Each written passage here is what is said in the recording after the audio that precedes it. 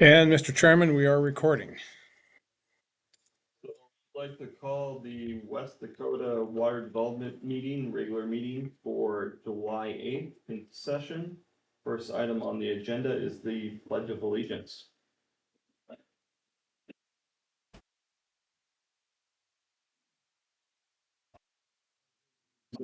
Flag of the United States of America, and the republic for which it stands, indivisible, with liberty and justice for all.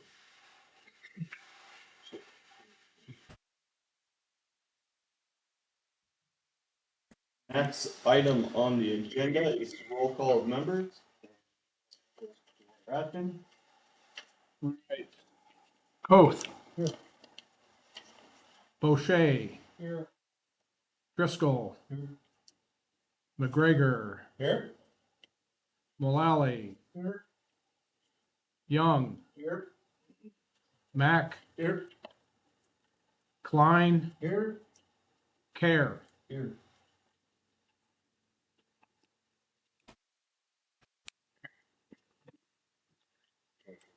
here. The next item is the approval of the agenda. Board cannot take official action on any item not on the agenda.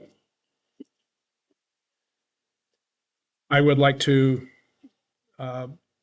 remove item 8 from this meeting schedule. They had sounds like a pretty sudden death last week, and the people who are going to come here are at the funeral, which is right now. So they have postponed till next week. Next meeting. Next meeting, sorry. Director Mullally, are you okay with that change? Let's see these. Move to approve that change. Second. Okay, so there is a move to approve by Director Driscoll, seconded by, Director Klein. And it is to approve the agenda with the following changes. Removing item 8 from the agenda due to a conflict with the presenter.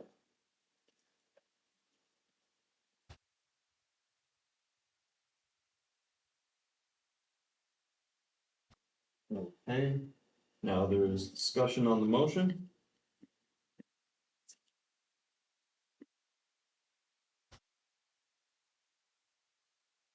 Hearing none, all those in favor of to approve the agenda as amended, state by saying aye. Aye.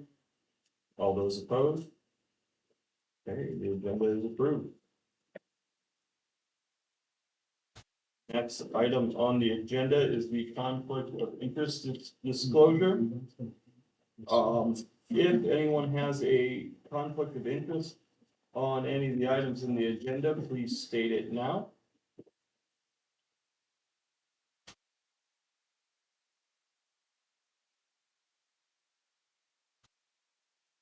None, that there are no conflicts to this of interest. The next one is the approval of the meeting minutes from May 13th. The minutes are in your packet starting on page 3.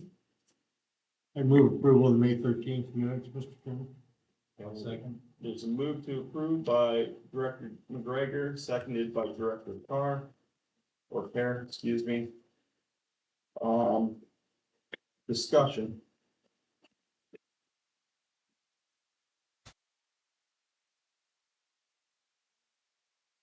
Hearing no, discussion.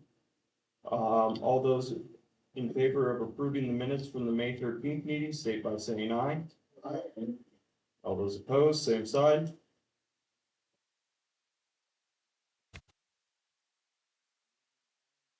The next item, item number 6, the treasurer's report. And that goes to our treasurer, Director Pope. Okay, so I'll direct your attention to pages 7, 8 and 9. And just the noteworthy items there, I'll show. Basically on the first line, page 7. Property tax levy received, we received one of our larger increment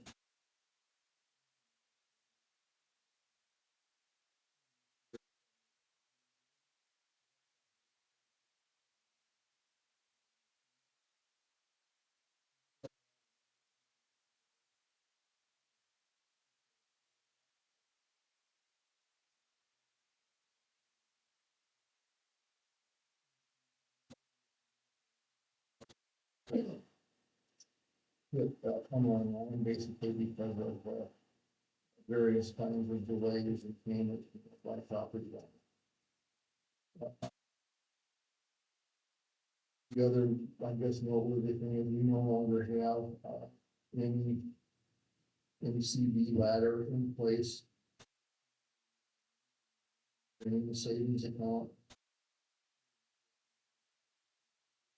Both of our funds that are not in the local, savings or checking account or in the checking account directed towards, funding, basically the cost share or the Bureau of Reclamation laws stuff in it.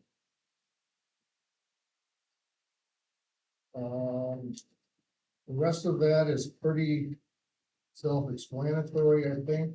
I don't think it's, unless someone has seen something on it as a review. I don't think I'm gonna go through any more detail on page 8 or page 7. A more detailed listing of the projects that we have. And right now, we still have a display of projects that originated back in 2020 up until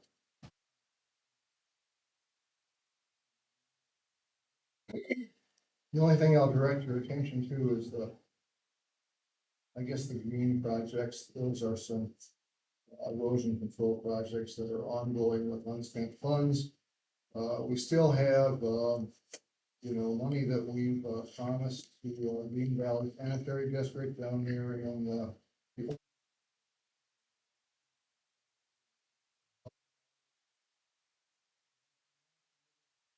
in anticipation of receipt of a 319 grant sometime this fall. And then we have money that's currently being expended. I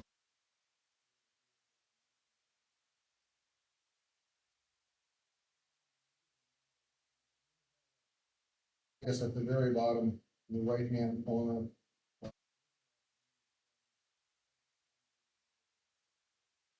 Of the money that we have in the bank, which is essentially $1 million, we've got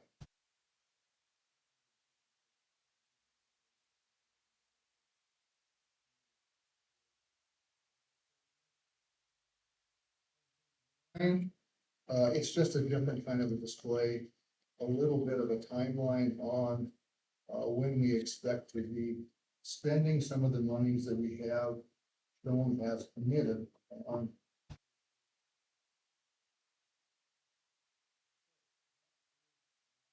Mr. Chairman, unless there are some particular questions on essentially the ledger and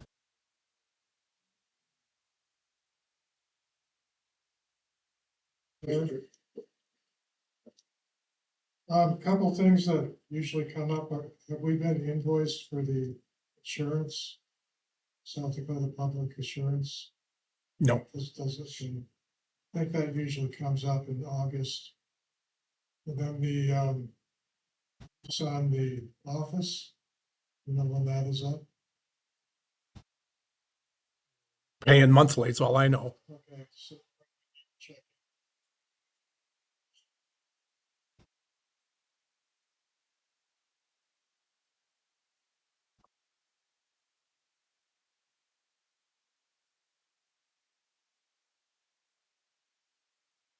So, Point of clarification, Ron, my understanding is of looking at the spikes we see in start of the year funds and committed funds, a large part of that is due to the bar Bechtel or Deerfield project, is that right? which sheet are you looking at? And this be a spike there at start of the year funds, In 2025? yeah, the orange bar, and then the committed funds, which is the yellow orange bar. I mean, that's kind of a spike over last year, but I would assume that's because of that Bechtel and Deerfield project and Yeah, funds we've been coming in and getting, going out. we've been getting. That's the project actually.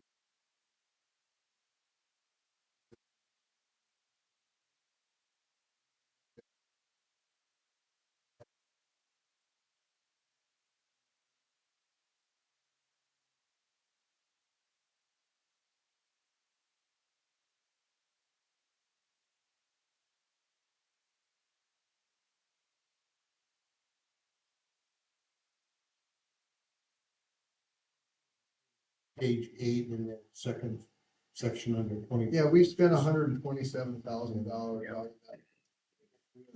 $350,000. So that's in large part an in-out wash, right? Pretty much. And then we still have maintaining kind of at this even keel for what seems to be a pretty long time, 125.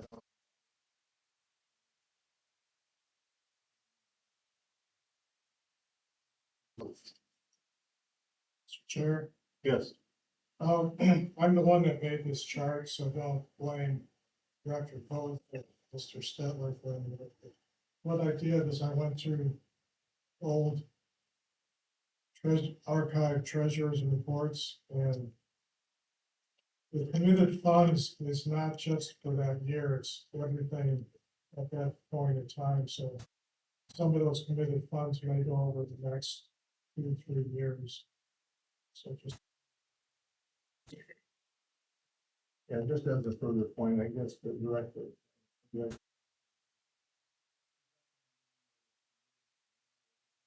There's for a potential 3 project, like a mini grant.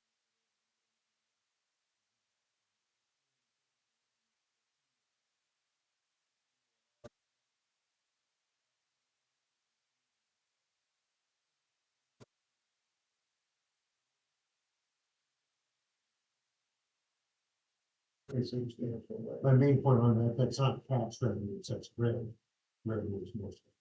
Yeah, and the committed funds is basically what we think.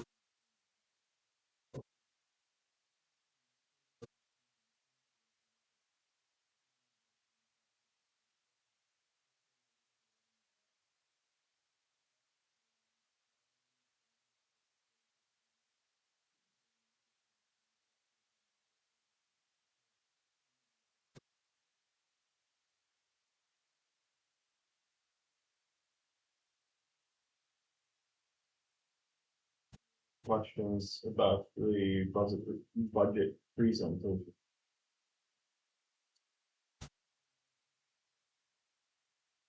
The funding shown for the our water management, 349,000 and change. Is that inclusive of the funding that, comes from reclamation and It's our inclusive, funding also? it's inclusive of the $100,000 that goes directly to.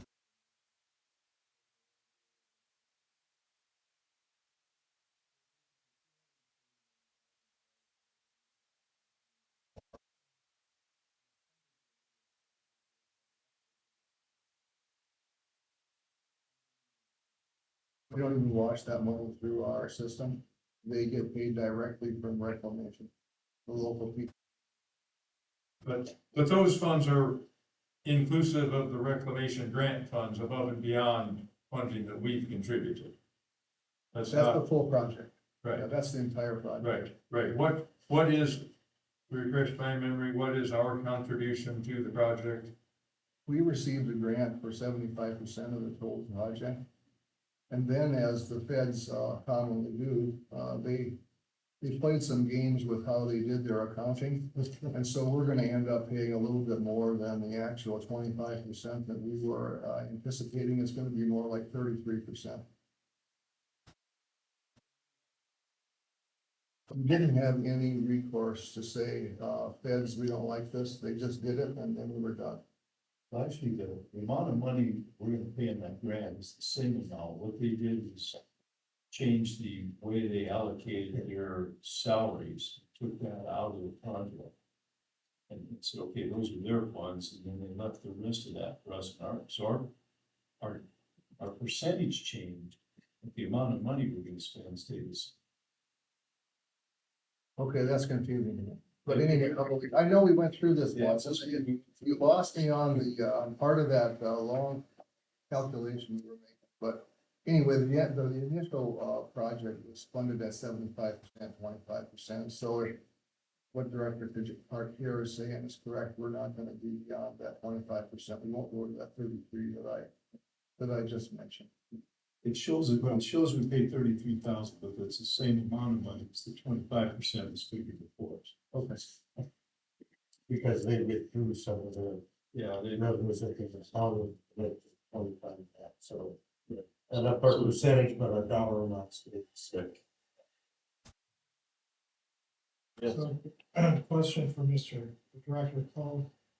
So the 349,000, that 100,000 that they're taking, do we see that in some kind of invoice, or is that just, It's transparent to us. okay, so that number is really 249,000 in effect, is that what you're saying? The contract we have with FAR Engineering is about $250,000. The $100,000 that goes directly to the Bureau of Reclamation was essentially a part of the budget that we submitted for our grant application. And it goes directly to the local.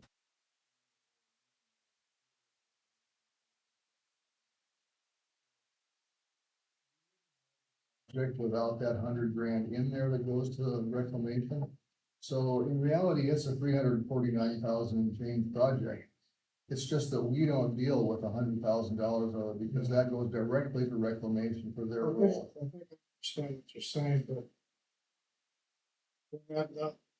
when we start, there's two columns here, the grant amount, and that number gets down to zero, that's when we're usually done.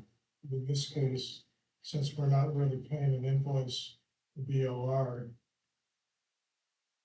it's a little bit confusing because the current paid amount doesn't take that 100,000 into account. So just wanted to point that out, if that's, if I'm interpreting that correctly. Yeah, we don't see any of that $100,000 because it's, it doesn't wash through any of our.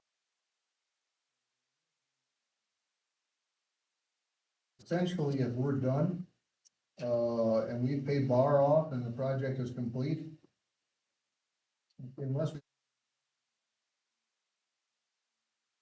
There'll be $100,000 left, essentially. And that's not accurate, because by then the reclamation people will have been paid their salaries and the project will be done. Okay, thank you. any other questions about the, treasurer's report? Move to approve the treasurer's report by Coe, is there a second? Second, Seconded by Mullally.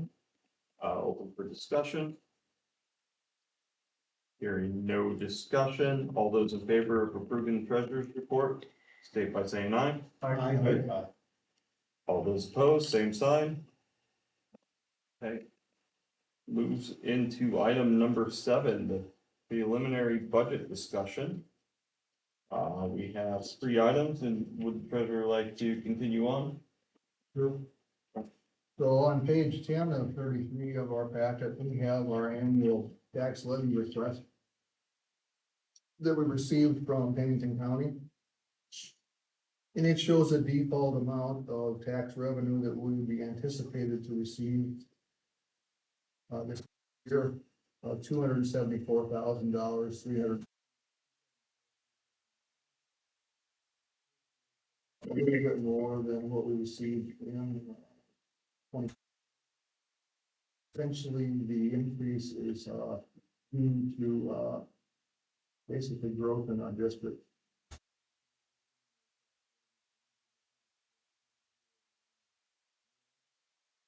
It's it's reassessment based on additional taxpayers that are in our district. So that's page 10. What we've done for the last number of years is essentially accept that default number. And that's what we assumed we would be this year, at the executive committee level, when we built the budget that I'll try and identify, the key features of, but before we go there, maybe if there's any questions about the tax levy request, we could deal with that, so we didn't get it all tangled up with other things. Are there any questions about the tax levy request?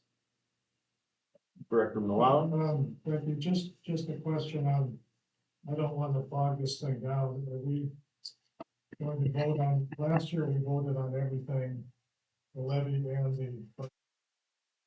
So I assume we probably could do the same thing this year. We can do it that way, Because I can or make we that- can do it as a combined element at the end where we budget and authorize our administrator to publish that preliminary budget. So we have one motion at that time or versus three. Whatever the board wants to do.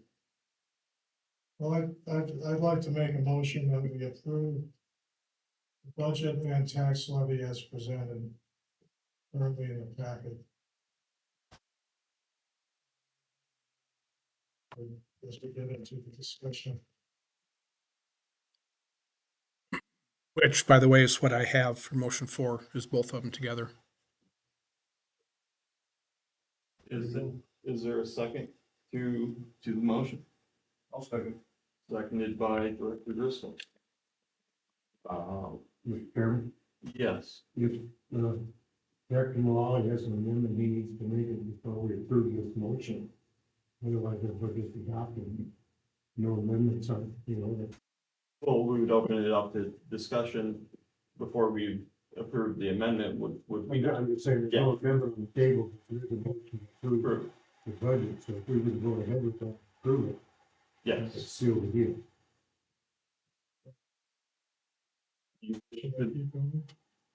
You wish to make the amendment now, or do you wish, Director Coe to explain the budget a little bit further in the discussion? Okay, so on page 11. And then again, of our packet is the preliminary budget.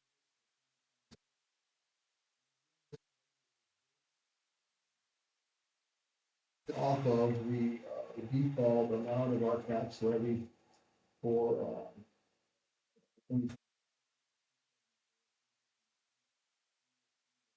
there in the right-hand column, page 11, at the very top, where it says 2026, and then it has our tax levy in there that we are, impression that that's what we are going to get, more or less. Then it goes down over into, it goes back over to the 2025 column, and that's really just a reiteration of what we did.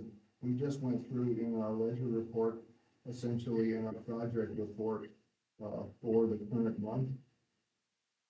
The only differences that we're gonna see there as we go forward, I guess the highlight there that I'd make is that, in the projected carryover to 2026, that's 365, 370, 317. That basically takes into consideration the committed funds that we have right now, and that comes from the project report, which is, overall, our previous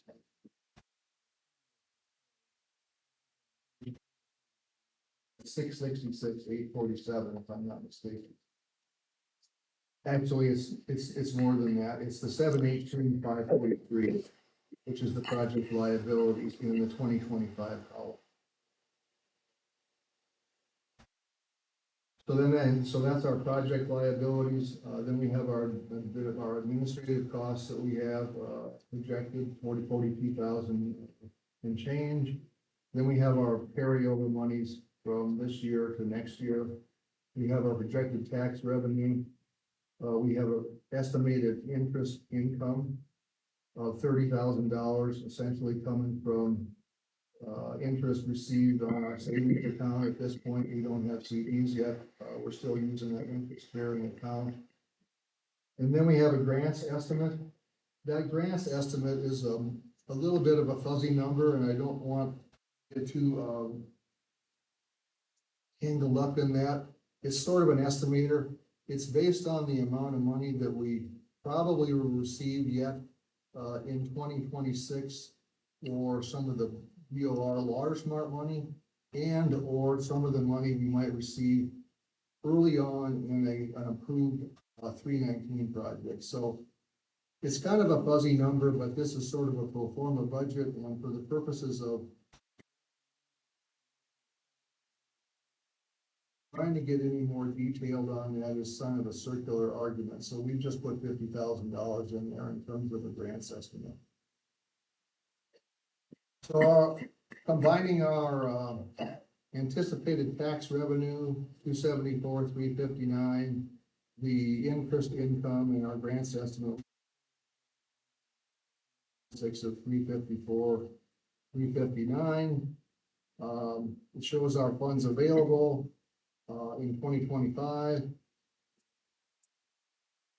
And we have the next display of our non-project budget expenditures and our project budget expenditures, which are more detailed if you look at figure 6 on page 12. Those numbers have been developed using that spreadsheet. So the top part of the spreadsheet, the top 2/3 of it more or less, are our administrative funds, which include the per diem expenses for the board. Insurance payment, which Director Mullally mentioned for our currently held insurance, which is that insurance program with the state. And then we have other administrative expenses that are either anticipated or put in there as placeholders that we might need for a budget in our coming budget year. And that all totals up to about $68,200, which is again shown on page 11 in our total non-project expenditure budget on the right-hand side of the 2026 about 7 lines up in the bottom. Back on page 12 of 33 in figure 6, we have our anticipated project budget for 2026 coming up. It shows our 2025 budget in that display as well as our 2025 dispersed funds. It has things in it like the hydrology contracts. We're planning to do the earthquake thing again, which is, we did this year for $1,000. We have an ongoing, contract with, the USGS for, I think it's a three.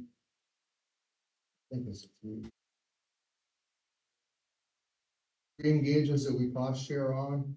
We have again a placeholder, for the Green Valley project that we're still awaiting, approved bid on so that we can actually send them the money to help them build their project.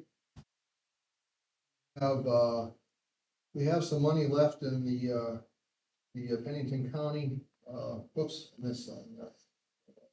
we have Raider Park. We have that as an ongoing project in 2026. If you'll recall, we sunsetted the other that were ongoing for the live, so they are not carried over to our 2026 budget. The Raider project was extended for a couple of years, so that's still in our budget for 2026.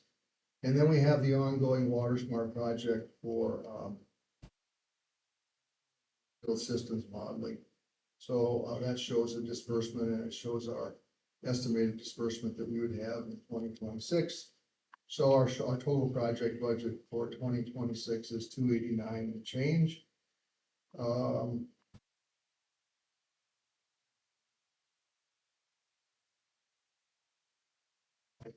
When you couple the administrative budget and the project budget, we get our 357,202. And again, that's The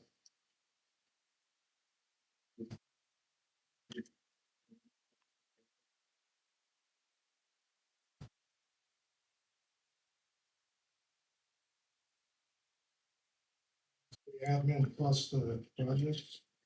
yeah, there's something that doesn't look, unless I'm missing something, something is not quite right. Wait a minute. Let me look, add this up. Maybe I have this. Apologize. You have to be about $45,000 off somewhere.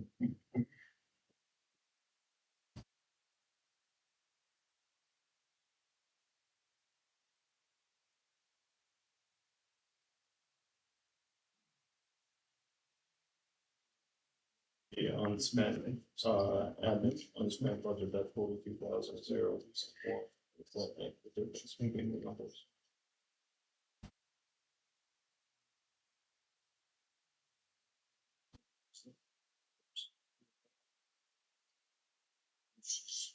It seems like it adds up to me. Page 289.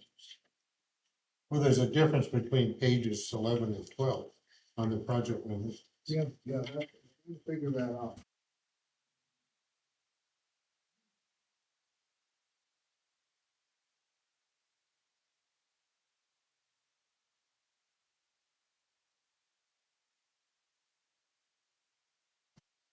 I recall there was one line in there, an extra line for a bar project that said 50, and we took that out because that was not, it wasn't, we combined the three lines, but we removed that 50, so maybe that number didn't get transferred to the next page if there's 50 difference.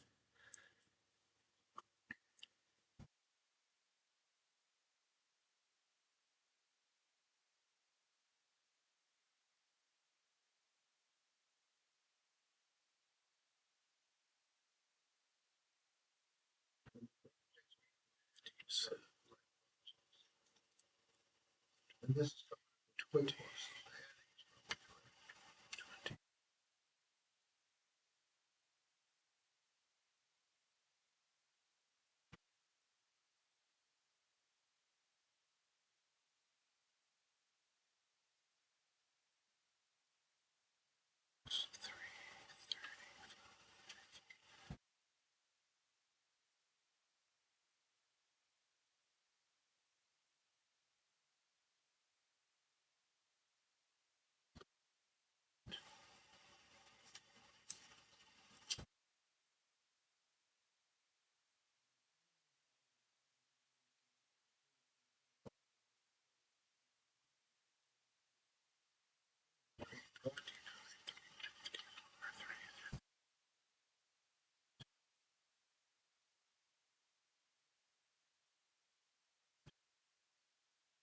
The 21,533.33 more project budgets on page 12 than we do on page 11.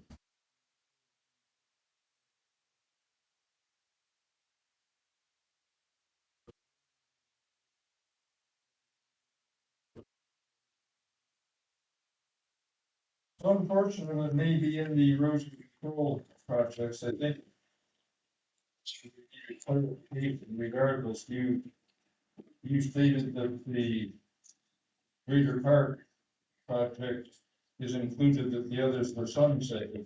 Correct. But that's incorrect. No, that's correct. They were sunsetted in December until there was such time as there was a new agreement made that clearly quantified our responsibilities, cost share amounts, projected benefits, etc. I guess you may wanna check the minutes, but originally it was proposed as a 2-year no-cost extension and eventually a substitute motion to sunset, then a substitute motion to extend at a 1-year no-cost. Right. Which passed. Correct. So that's December to December. So these sunset in December of 2025. Okay. So they're not carried forward to the Okay. 2026 budget. Until such time as we have new agreements. Okay. For a couple of years in December of 2024. So I'm flummoxed right now on why there's a discrepancy of $21,000. Where did the number on the means of finance on page 11? Is the problem the project budget on this number not agreeing with the 289? You know, if you look at the total 26 project budget on page 11, which is 335,688 and change, and you compare that to the number for total project budget for 2026 on page 12, I think it's 289 Well, it's 357, 203. and $2. So Well, that's the total budget. But the problem that's is. the total. We're $46,666 off on projects. Was I So it seems like it's more likely that page 12 is correct.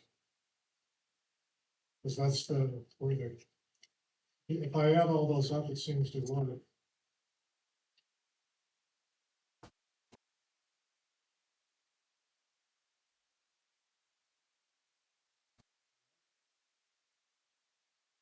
Right, so I think that we need to amend what we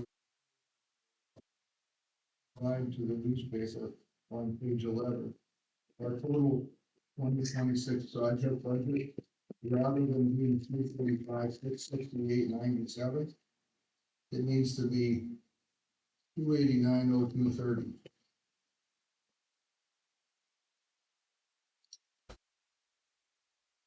I agree. And then, Unless we wanna keep going and put it all in one amendment uh, or something. well, we need to do this repair. So what other amendment are you thinking of? Well, this plot here that we all have a copy of. The trend, there's a clear trend on start of year funds. And it looks like we got $1 million now, or we'll be at least pushing $1 million. Legally, there's no limit to how much money we can accumulate, so we're not doing anything wrong.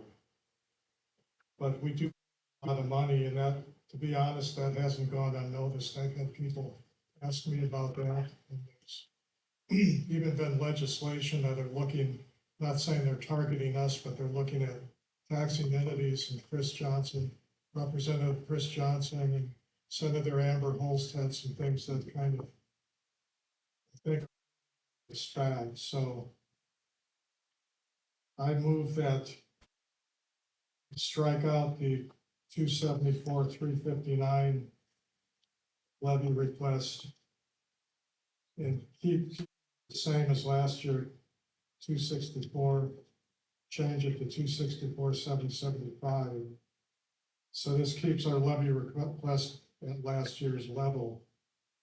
And like I said, I've heard from several constituents that they don't think we should be an investment house. And I agree, we're putting the money away and getting good interest, and it looks like the estimate is 50,000 for next year.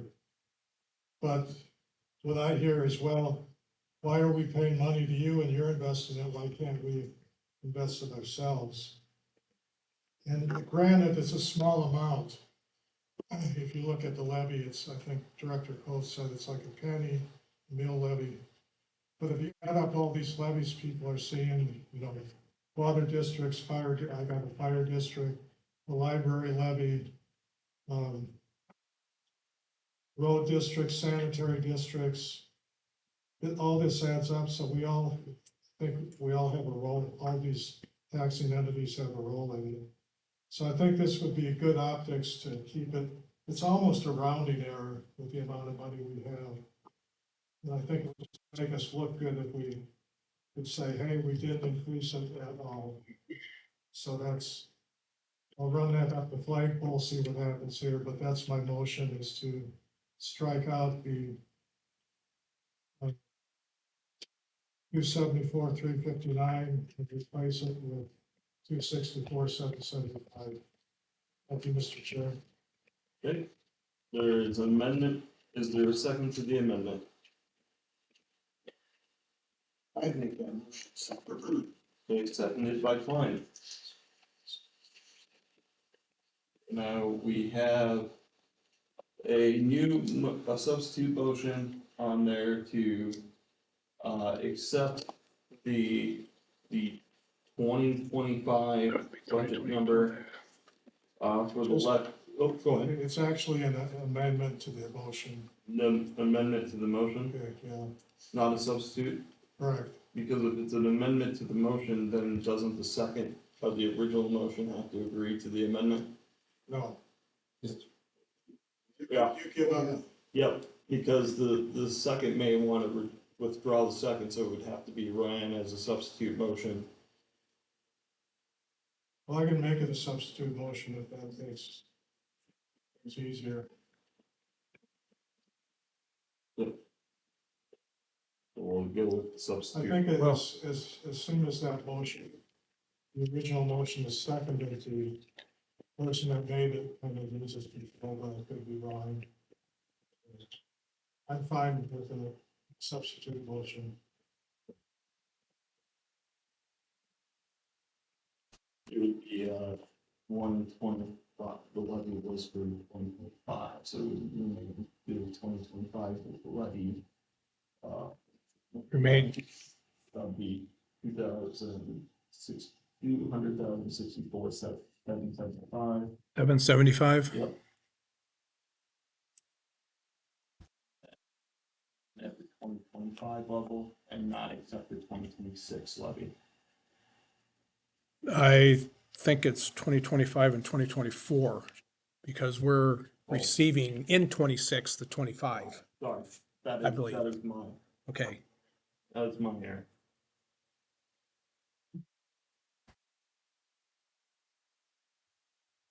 Discussions on the substitute motion. Was there a second? Fine. Oh.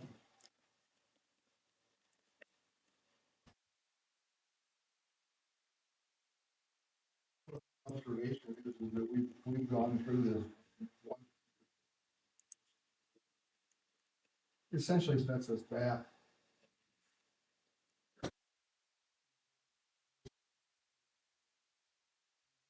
Considerable amount of money, basically committed, we have $666,000 plus committed.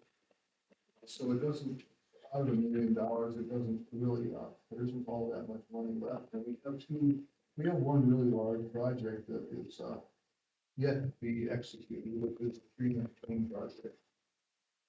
And whether or not that 319 project comes to fruition, well, that we're gonna need to spend some money on that.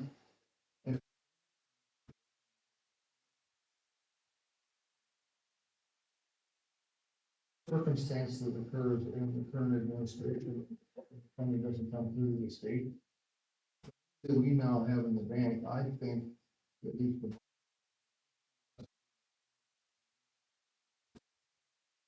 60% cost share on. So then we would be on the hook for the full bill, for example, for the first two elements that we have for and for design services at Star Village and the design services on that. We would be potentially gaining some supporters at the local level on that, but on those, then we would, if we were not to receive 60% funding from the state. Now, I guess we anticipate that, but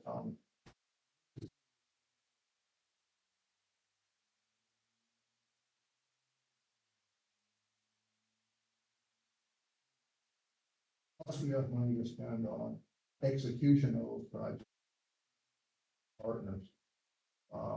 And again, the money that's generated from this levy comes as a result of growth in our district. On an individual, my taxes on my house have not changed in 35 years, the $10. What you're saying is that Yeah, the tax rate hasn't changed at all, it's just the appraisal on the taxable property has increased.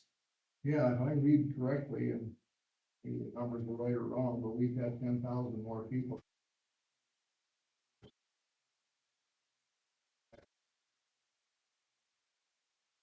I guess we did Google, I want to see the 19 funds, what you maybe in the state, they are included in the bill. Now, that doesn't mean anything immediate about the amount of the fund.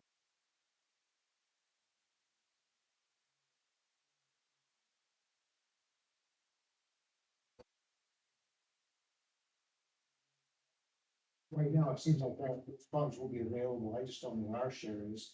I mean,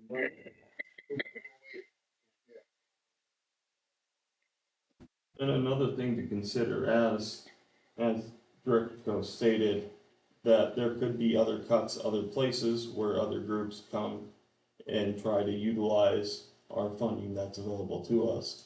And I believe in this unstable time of funding for projects, water projects, it might be best to take the full levy. But I do understand where Director Mullally comes from, and I do understand the concern. So I want to say that I am not heartless, but I do understand the point of view, but I also know, through other things that the federal government has been cutting things, and it might not be our things this year, it could be next year. We don't know, and that's the unfun things about budgets, is that you don't know what's happening in the next hour to years, so. Can I make one more comment? And I think everybody's probably made up their mind anyway, but I've gone through a lot of forums on, you watch the news at all, you know that property tax, big thing, and I go to forums, and what you constantly hear is government spending too much money, so this isn't necessarily spending, it's revenue, but yet, you know, this is taxes, so I'll just repeat, I think the optics would be real good if we just took a hit of $10,000 or whatever this is, and I'll rest my case. Thank you, Mr. Chair. Mr. Chairman, Yes, Mr. I Murphy. just commented, if the legislature wants to fix the property tax, they can damn well fix the property tax. There's easy ways to do that and politically hard ways to do that. I'd be happy to debate any legislator around about that, rather than leaving it up to groups like us to make optical showings of $10,000 that put our program in jeopardy. I've kind of got some mixed feelings. I'm personally concerned about the size of the surplus that we carry. Kind of trying to do my part by proposing erosion control work. Right now, we'll be voting on, we're actually not gonna vote on that this meeting, that'll be at a subsequent meeting. Those are small amounts. But, probably where I stand on it, I'll probably vote to go with our, you know, not to reduce to last year's level, but, if our spending rate doesn't begin to increase, you know, if we basically vote down these erosion control projects, I expect that, you know, next year I'll probably be thinking otherwise. We need to use it or lose it is kind of where I come from, so.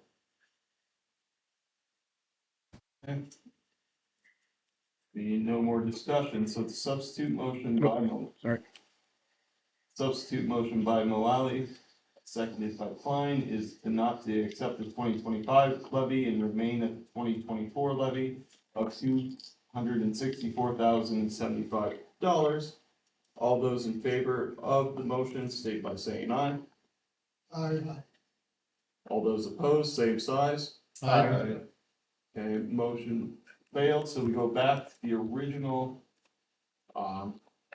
motion on the floor, which is to approve the 2026 preliminary budget and Pennington County levy. Mr. Chair, Yes, could I have it recorded who voted yea and nay? yes, we'll do a Roll call. roll call vote, excuse me. Actually, Mr. Chairman, that's a motion that needs to be voted on. Motion for a roll call? We could just go by the voice. I just wanted to make sure.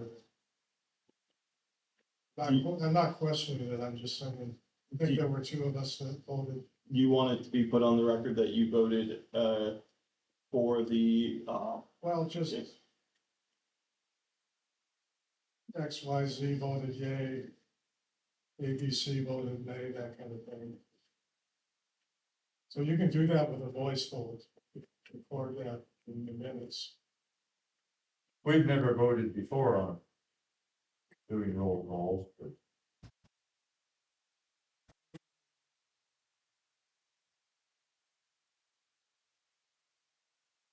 but there's a request to do a roll call on the previous motion. So, do roll call vote, Motion, does it take a motion? does. It should, if we're gonna go by Robert's rules, which is what everybody said we supposed to.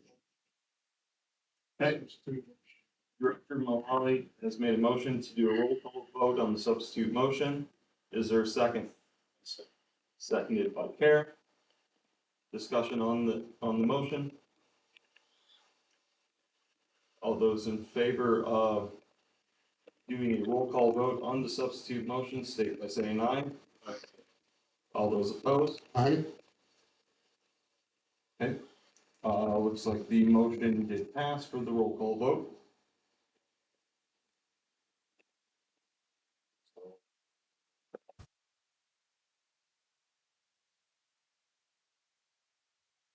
Admin is ready. So the motion, the substitute motion was to that is to not accept the 2025 levy and remain at the 2024 level of 200,600, excuse me, sorry. 200,064, 775. Okay, if you should do the roll call vote. Toth, I vote no. O'Shea, No. Driscoll, No. McGregor, No. Mullally, Yes. Young, No. Mac, No. Klein, Yay. Care, No. It'll be go back to the original motion. original motion. By Mullally, seconded by Driscoll to approve Oh, okay. preliminary 2026 budget and levy. Is there, now we had stated in the amendment, so can I get a friendly amendment by the approvers to update the amount on the projected budget to, would be 289. Yeah, on the projects to 289,002.30, so $289,002.36 on the total project budget, striking 335,668.97. Kevin's fine with it. A friendly amendment so that the, page 12 and page 11 math for, projected project budget. So is this a amendment to the main motion? Yeah. So instead of saying approve the preliminary budget, we're gonna state that we are as amended. So it will say on page 11, the total 2026 project budget will now state $289,002.30 instead of the 335,668.97. Okay, so before it didn't seem like we liked the amendments, now we want to, guess I want to make sure I understand. So I'll make it an amendment. The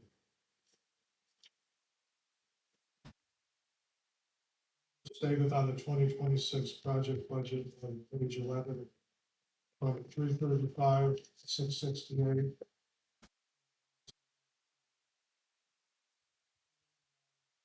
020.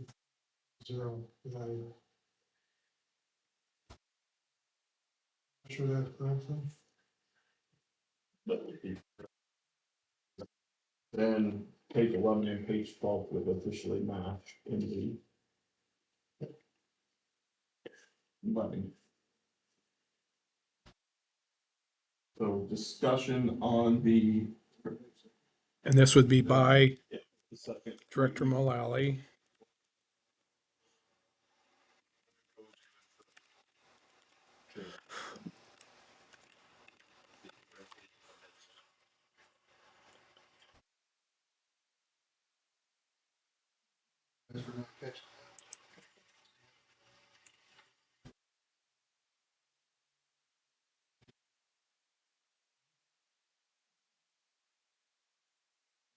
discussion on the current motion with the amendment of changing the 2026 project budget from $335,668.97 to $289,002.30.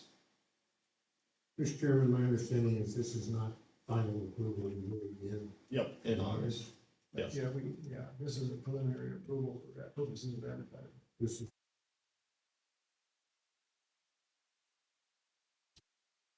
Questions?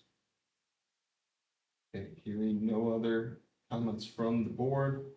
All those in favor of the motion to approve the 2026 budget and Pennington County levy with the amendment as stated above, all those in favor say aye. Aye. All those opposed? I,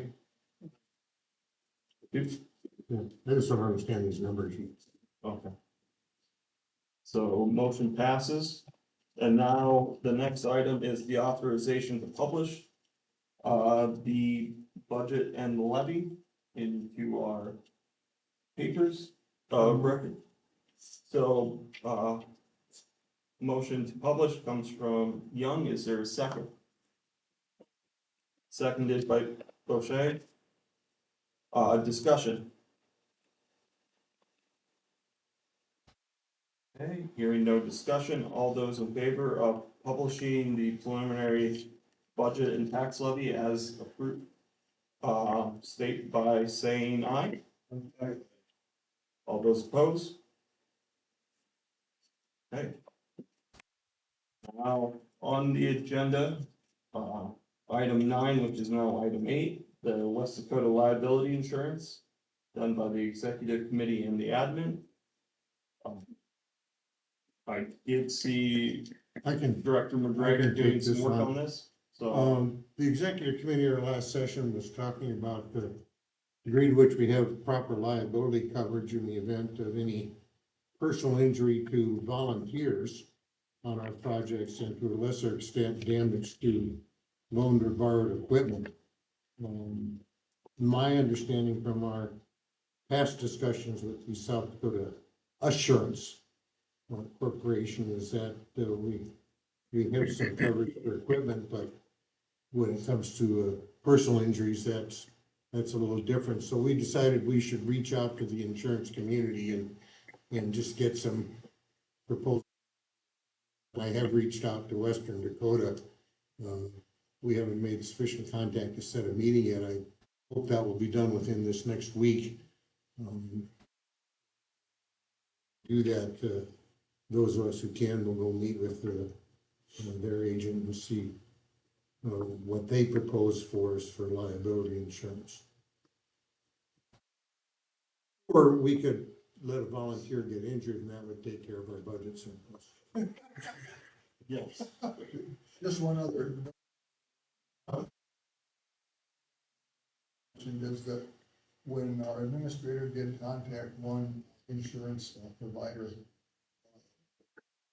they talked about the general nature of this personal injury insurance, which was very similar from various providers. But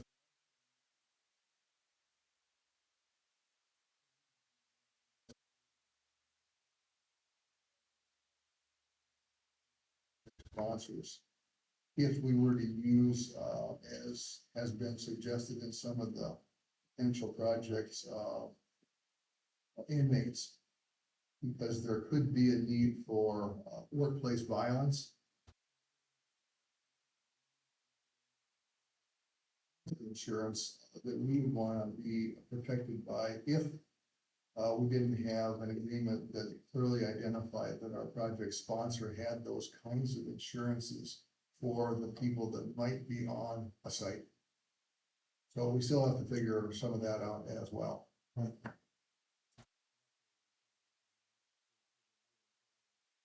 Posed on to get covered. So by our next meeting, we should have a complete report. As well as a quote for what coverage would be through actual insurance instead of assurance. Mr. Chairman, just a comment, and through the DOJ, they probably have something like that, but I wouldn't be aware of what it is. our organization has used inmates before. I mean, I don't know if that was covered, our liability insurance or the DOJ or the program. You know, is in a different form as used inmates in various locations. DOC, I'm sorry, not DOJ. Any other comments, questions for Mr. McGregor in the outlook? So it's the concern with the inmates that might be helping? Is that That's what part you're of the saying? concern, but volunteers generally, well, I mean, that was inmates are a factor if we choose to go that route. But that's not the only reason.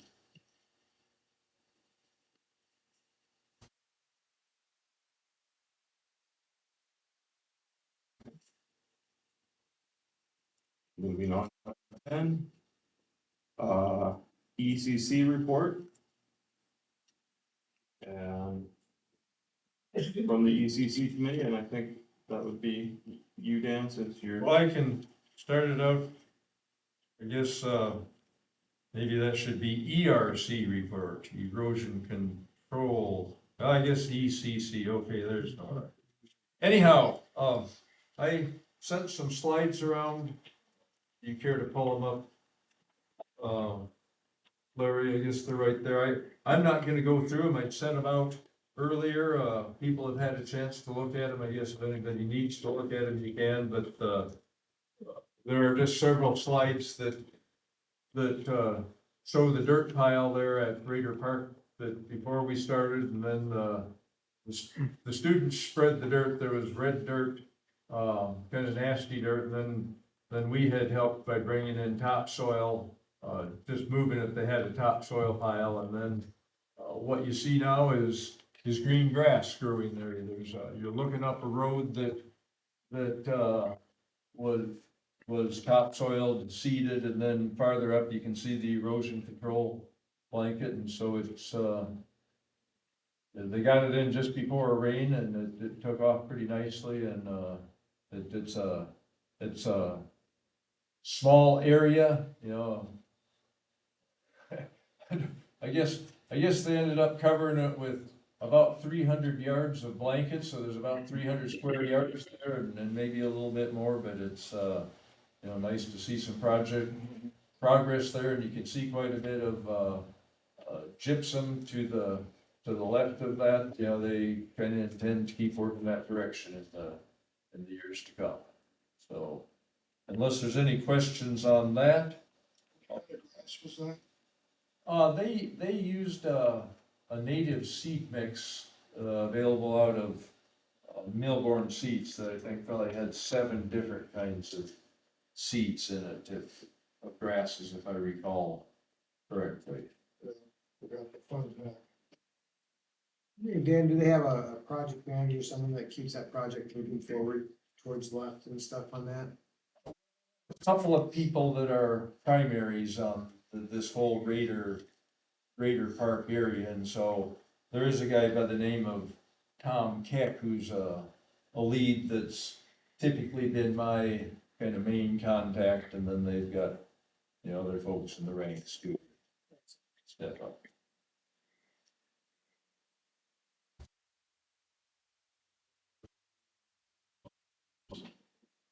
Well, I don't think these were volunteers. This was a class assignment. They wanted to do a reenactment of CCC work. And so they rotated their classes in and they spread that dirt by hand. So it may not have been voluntary.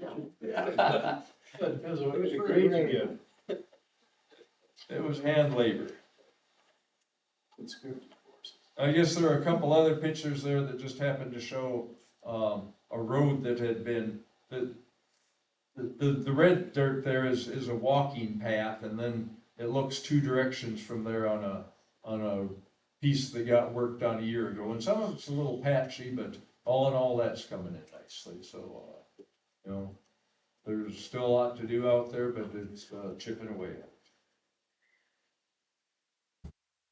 Then the next thing I was gonna touch on, it's alluded to in the agenda item, address the XCOM letter. So, we had, received an email from Director Mack that came out of the, executive committee, requesting some additional information regarding, thoughts and whatnot on the work we're talking about doing. So I guess, our decision of the committee was to basically put together a planning document that addressed the questions, issues, concerns that had been raised. Those are, the email is listed on page 13. It had been sent by Chairman Mack. And then starting on page 14, there are, I guess it ends up being 3 1/3 pages that's included in this planning document.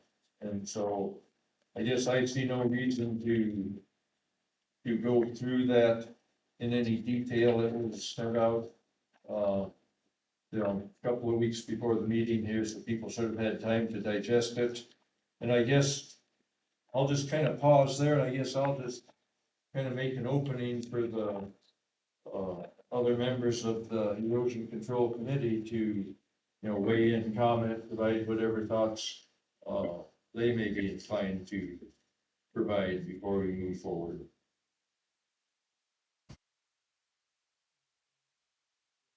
One of the comments at our last meeting was about paths that were running across some property, especially north or south of the,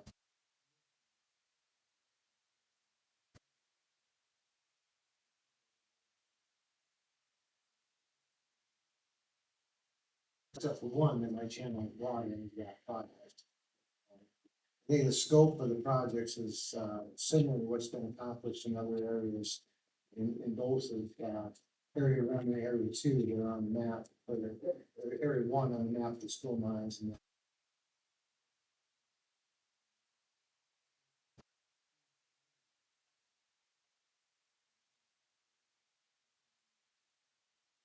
like, Director Driscoll's drive and passion for the projects. So, I would, I would be willing to help move forward with this, but I'd like to know what it's going to do after we figure out our liability concerns. It may not be a project you can get done this year, but I'd be in support of still the projects, at least those two. Well, I'll just kind of speak in general on, these things that get around these erosion areas. Slowly expanding, kind of, transporting silt and stuff into the streets and on down in the creek. And really, there's not a lot of energy for other groups to say, well, we're gonna take these on. Because nobody's done it. There's probably not gonna be good out there. And so Director Driscoll can take the initiative here, and it's been recognized by like the sustainability committee of the city, Rapid City, that this is going on. Seem to have a pretty good handle on the stabilization of that head wall that's up there on Star Hill, with the wattles and the debris and poplar, and then vegetation growing in it. How successful we can be on moving down the hill and whether that's gonna work, it's time to tell. It's a good effort, but I think to get this stuff stabilized and in place, with vegetation is probably a great idea. What I guess I would ultimately wish is that some group would step up and say, we're gonna spearhead this thing. Not necessarily us running the whole projects, but coming to us and asking, well, can we get money, can expertise, those kinds of things. Because we've done pretty well with what we've done so far, and we need liability insurance, we need a lot of things to keep on that. We also, of course, are always struggling to try to find volunteers. I don't mind putting the effort on it, but great if we could find a group that would take this on, or an organization, or a government group that actually did this kind of work. Something like that to kind of, well, not kind of, but to take this over from us and see if we were gonna make it go. And that would give us something that would reach into the future on maintaining the areas and fixing little things that go wrong. And Director Driscoll's been really good about that. He'll show up out there and go, oh, there's something here kind of blowing out. Let's get another water in there, fix that. But without that continual maintenance and ongoing care of those projects, they'll undoubtedly start to rattle again. Something will go wrong with what's been initially done. So I think it's a worthy effort, and we've done well so far. We can continue. Okay, I think we can also look around and see what else can do this stuff. Find somebody to take over, like the Raider Park, where they actually have a group that's active, trying to manage that, do it themselves, tell it, oh yeah, we need some money, we need some help, technical expertise. Start building, it'd be great for the School of Mines.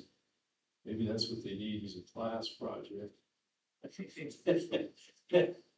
Or they just say, well, I think they have a class over there somewhere. Something that would take those on. Just look at us as money and maybe some, just expertise in having done some things. That's kind of my thought. I might just, one more step on that, I guess that's where I'm hoping the 319 project can really lead us. If the 319 program remains in congressional budgets in the future, I think that gives us a mechanism where basically, whether we reach out to landowners or they reach out to us, I think we've got a way where at least we're bringing a lot more resources to the table. When that occurs, I think in most cases we'd be looking at, well, we're probably gonna be looking at contracting this sort of work instead of volunteering it or whatever. Anyhow, Well, but even so far on the Star Village, we've had some participation from the city. We get some money from the private landowner there. But we've not had anybody reach out to us and say, well, we'd like to manage this. And this Cornerstone and the other project on School of Mines, they're helpful. Or well, the Cornerstone folks are. I'm sure the School of Mines hasn't really been too helpful with things as far as taking on over it. But nobody said, okay, we'll spare you to run it. It's us running.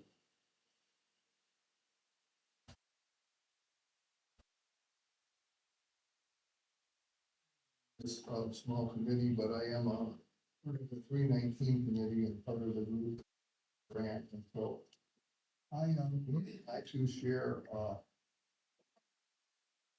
Director Driscoll's optimism that potentially we can change the method of how we do business, either with the 319 program or even without it. Looking for their deal over the last 5 years has maybe been size, has been somewhat successful, but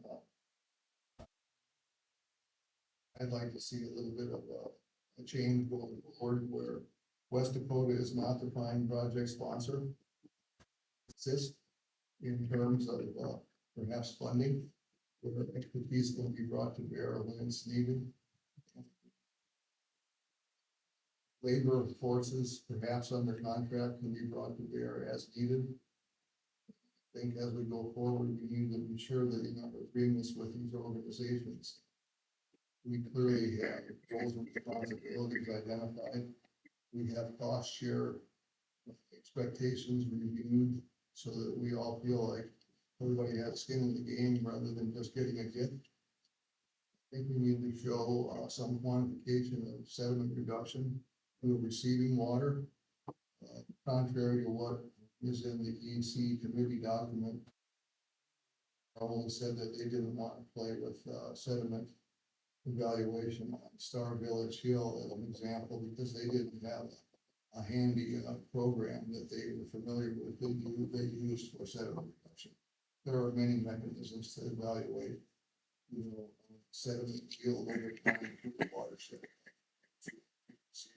So I think it's important that we have some criteria in place that show benefits.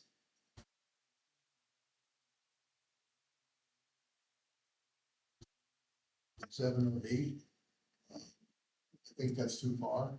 I think we have the criteria, so, and a ranking method. Maybe this idea that we're gonna have to put these, new planning projects in place at the outset of 319 construction, where we identify where we can have the biggest bang for the buck in terms of protecting Rapid Creek could go a long ways towards focusing our efforts and our money so that we don't have just a catch as catch can deal. We actually have some really big ideas, and at that point in time, we get some excitement generated in the community about doing something that's really big instead of working on somebody's corner that only that somebody knows about. So I look forward to some big changes going forward.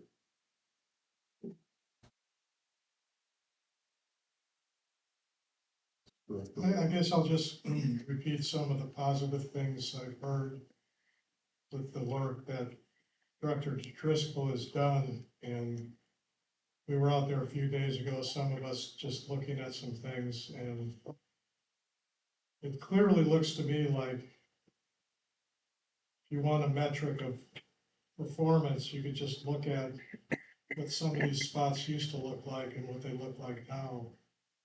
So I think it is working. I know there's some details, like important details like liability that we need to get solved, but I would like to, we've got somebody that's willing to put a lot of work into it.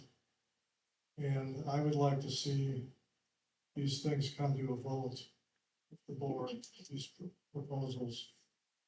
At some point here when it makes sense. I'm not sure about the timing of the work itself. I'm sure that's gonna have to be considered, but, getting somebody to take the lead is fine, but I don't know if that doesn't happen, then what are we gonna do?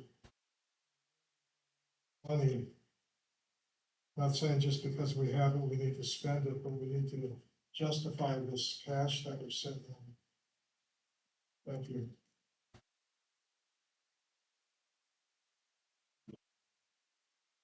Discussion point on the letter and contents. Do you want to move to item A on the list of items, Dan? Sure, on the cornerstone, Yep. and I'd hope to have Jim Jones who's their facilities manager. I'll see if I can get him on the phone here. I just texted him that we might be getting close. Before I actually dial him, I'll give just a little background. So the slides that I sent included several photos from the Cornerstone area. The first of them is maybe the most important. I stopped by there again today, actually.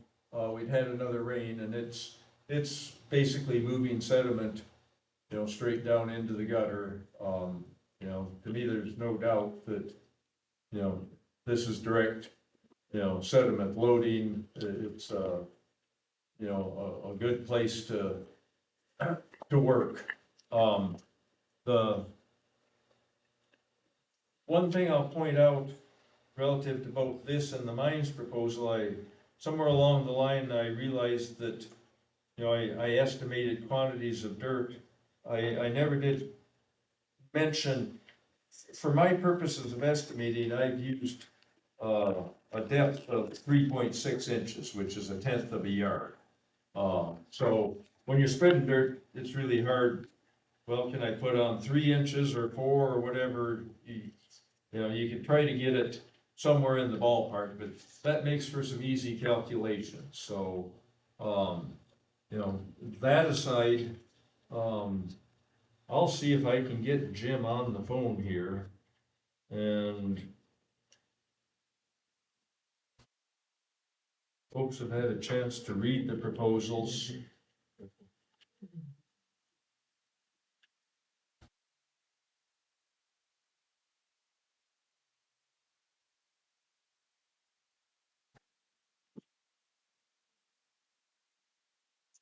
he was gonna have to coach a soccer game and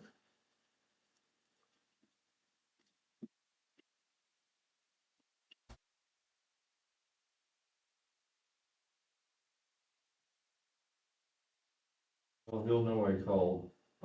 I guess maybe the one thing I would comment before we open it up for questions on the Cornerstone is that, they are able to contribute the labor that would be involved, which is substantial. A certain amount, we don't know how much of the bottom of the hill can be, can.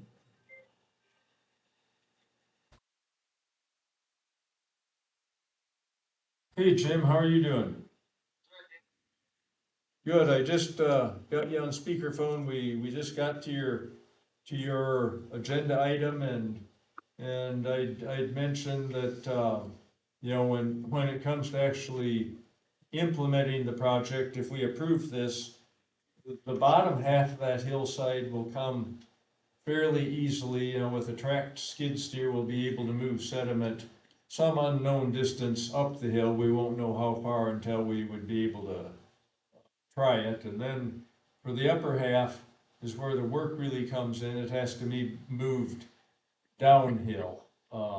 And basically I'd said that, you know, Cornerstone, you had committed that you've got clients that could provide the labor on Yes. that.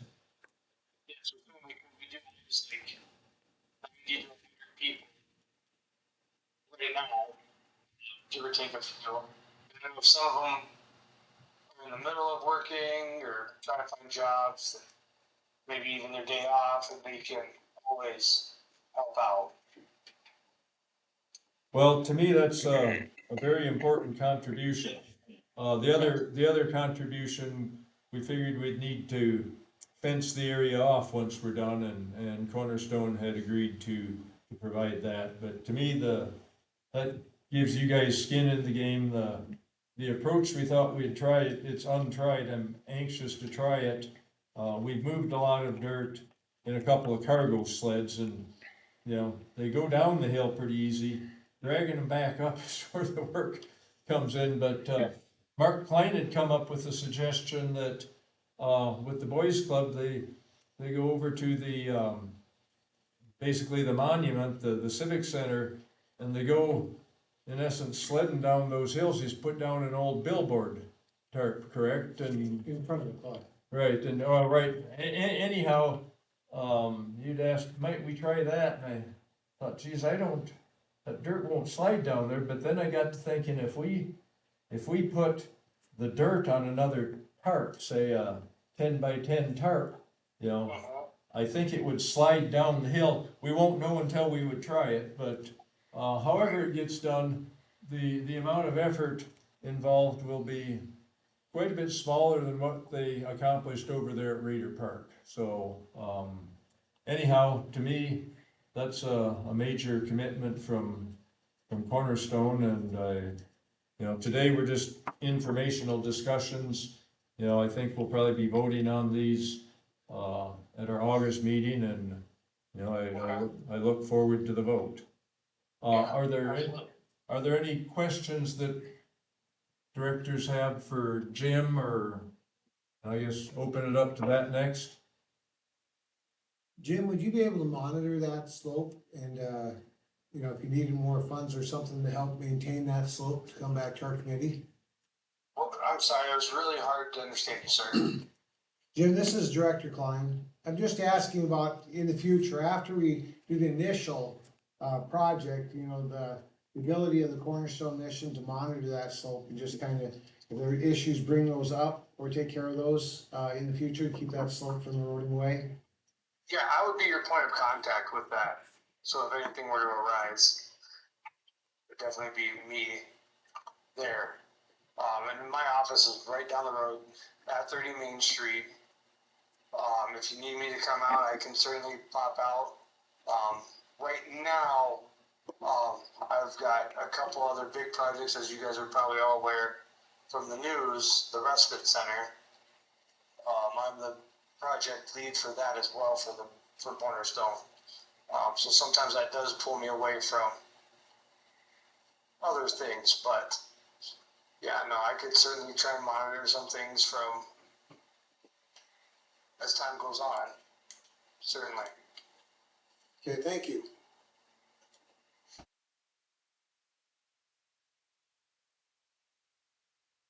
Other questions, discussion?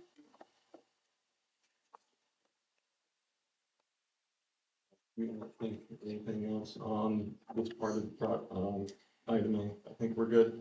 Well, Jim, it sounds like we can let you go and, you know, we'll look forward hopefully to, you know, approving a project here and working with you in the future. Thanks, Jim. Bye.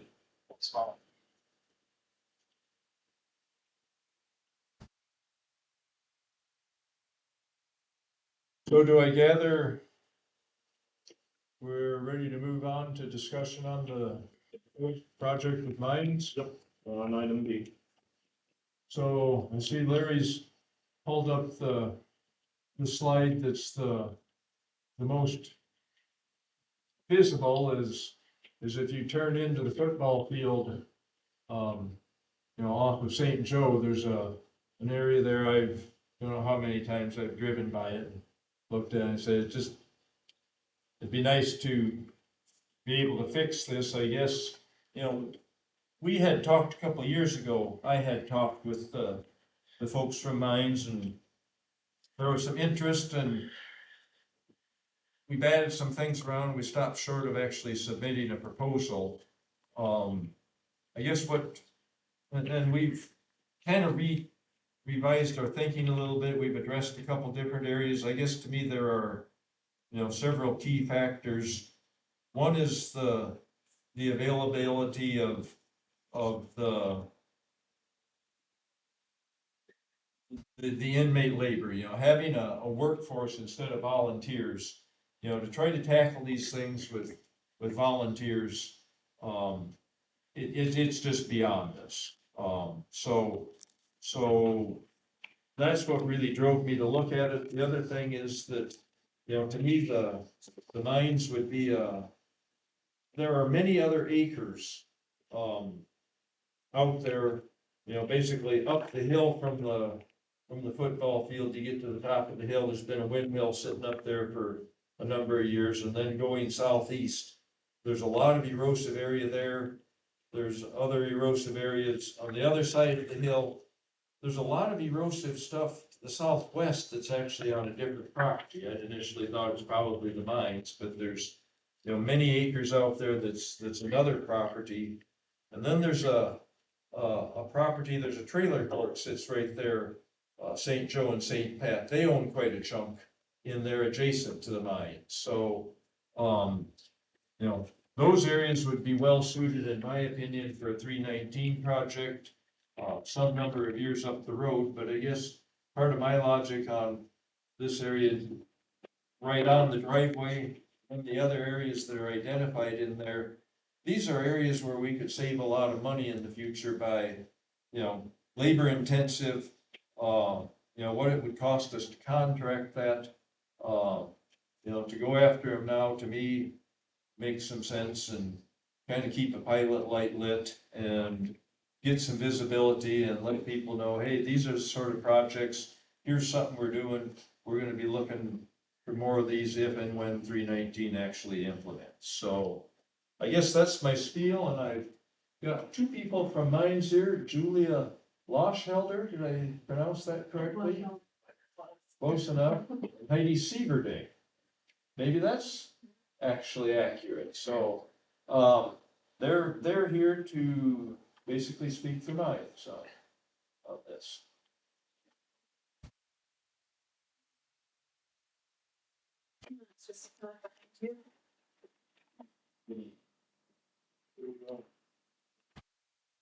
So we did actually put together this proposal some time ago, so I think it was probably February. We drafted it, so, and a few things have changed since then. Dr. Loschelder, she has available to her, that would help address some of the questions that are likely to come up with the EPA 319 project. Did you go look at it? So we currently have a couple drones that we've been using. We have photogrammetry. We have a lot of data from around campus. The last couple years for sure, and then before that as well, so we can kind of look at historical data. Recently, we also got access to some LiDAR equipment, so it's normally about $50,000, and now we have that equipment. We can go out there to the site and take lots of data, and then kind of monitor it over time, maybe do some research projects on that as well, and kind of see how are things changing, out doing anything, how are things changing, and then after we do some rehabilitation, you can kind of use that equipment as a good monitoring technique, quantify it with pictures and images, and kind of figure out how are things changing, and is what we put in place actually. Yeah, so we did get a handheld LiDAR scanner. So we can very accurately measure the erosion and quantify how much sediment is moving. So for those areas that are marked out there, there's a couple of those areas that we have flown regularly with the drones. So we have about 2 years worth of data on those areas.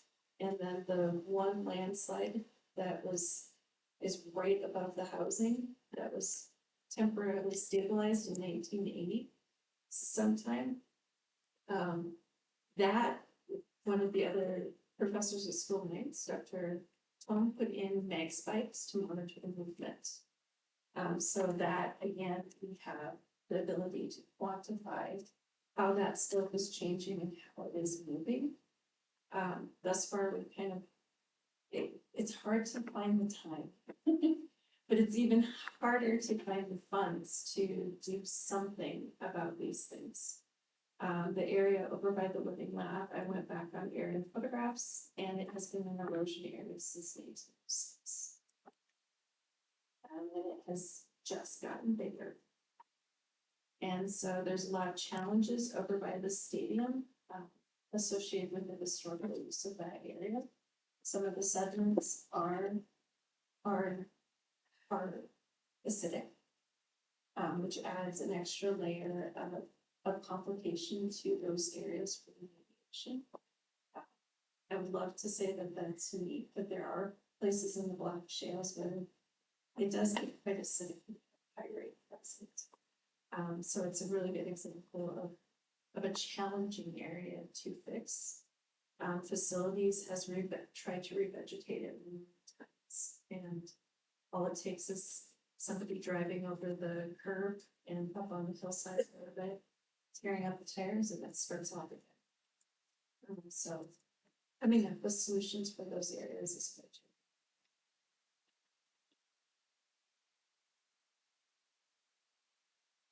It's somewhat of an aside. I had talked with both Julia and Heidi about the possibility with 319 funding, and I had actually at one time talked with Chris Dozer, who is our contact with DANR, as to whether it might be a viable use of 319 funds to actually do a research project to be able to quantify some of be able to estimate, how much sediment is moving. There are various approaches that could be taken.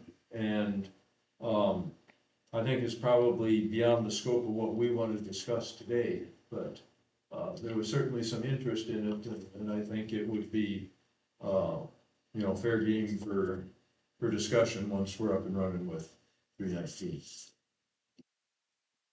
And we could probably get some assistance from our own admin guy here, Dr. Stetler. I think he's probably knowledgeable in the field and might be able to contribute resources, thoughts as well, so. So you have time to do a baseline before any work is done there? Any of the data you think is relevant? Yeah, so we, like the drone data, we processed a lot of that and compared, we did a big study of like November 23 and November 24. We've done a lot of looking at that and seeing what changes just between those years. So we do have a lot of the data that we're already.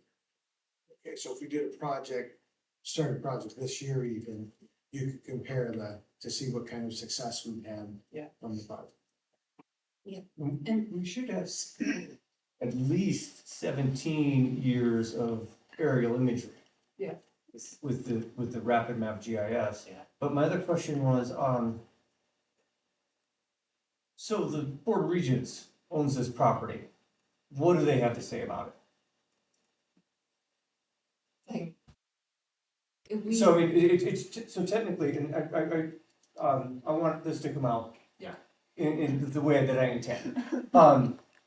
If there's a problem on my yard, I've gotta fix it. What does the Board of Regents think about a problem on their yard? So, Bryce Minor, our facilities project manager, is part of the team that proposed this, and he was one of the people. They have to plan several years in advance, their various different projects, and they have to triage. There's far more things that need fixing than there's money to fix. If you went to the school and its campus right now, you would see there's trees cut down and a whole bunch of stuff torn up because we had to, fix some water mains that had some significant issues. And also fix our electrical and coming into campus as well simultaneously. So, yeah, that kind of blows the budget completely out of the water for the next few years. So, definitely, I think the Board of Regents is aware that we have maintenance that needs to be done, but preventing erosion and sediment going into Rapid Creek as opposed to making sure the students have water. It's gonna do the students have water. So if you would ask me, that would probably be one of their opinions. Is make sure Let me that the put service. it to you more directly, why should we fund something the School of Mines has been ignoring for 100 years? We haven't been ignoring it. You said this erosion by some documentation been going on since 1906. For Yeah. the last 17 years, you've got drone imagery that shows this. Yep, This is not a high-cost undertaking, certainly. You've got classes, students, so there was they can, actually, they can do this. I don't know why we should invest our money in another government agency that, in my opinion, has failed to meet its responsibilities. I can see where you have that opinion, but at the same time, when we're looking at the school and schools property, there are a lot of natural challenges across the area faced with those black ships. The school has revegetated and attempted to revegetate and has spread seed, has spread topsoil.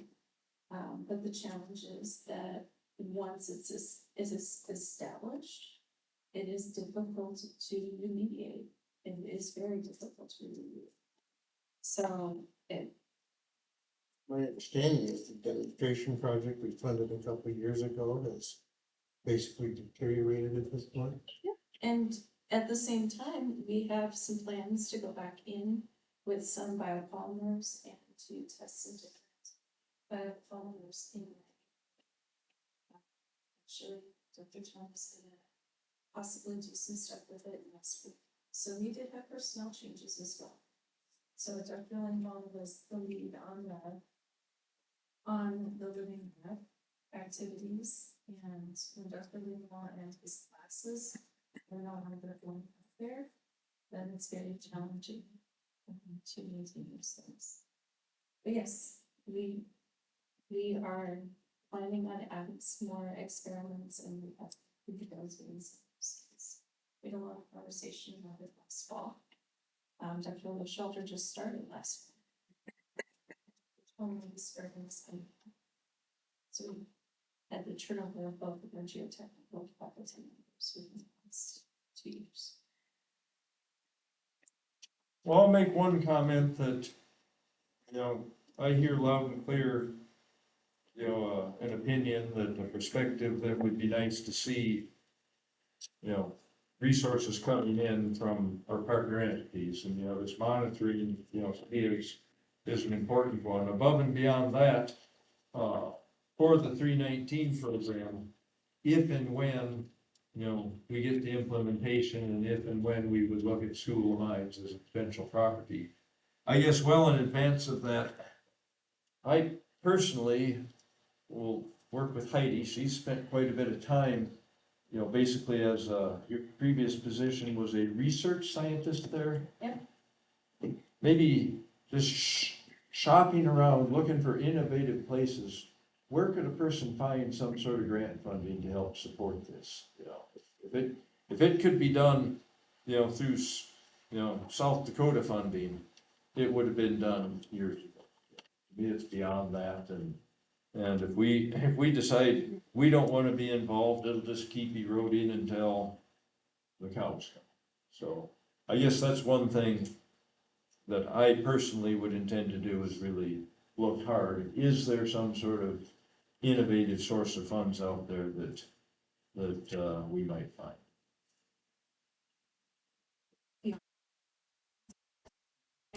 I don't know right now, it's very, very competitive for grant Right. funding.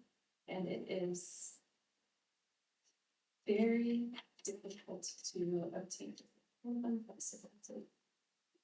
So, One avenue that I would suggest, is the Black Hills Community Area Foundation. I know that they've got some money for environmental issues, and they've got a pot of money right now.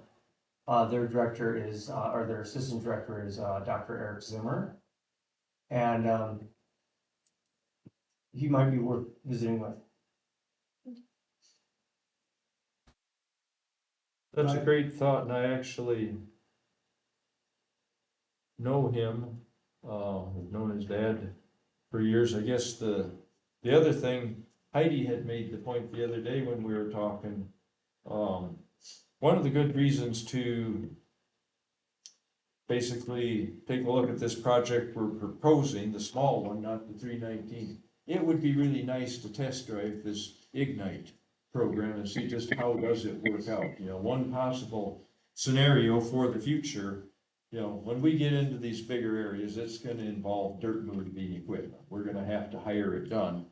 But I would like to think that the labor could be done, the seeding, you know, there's always a certain amount of raking, the erosion control blanket,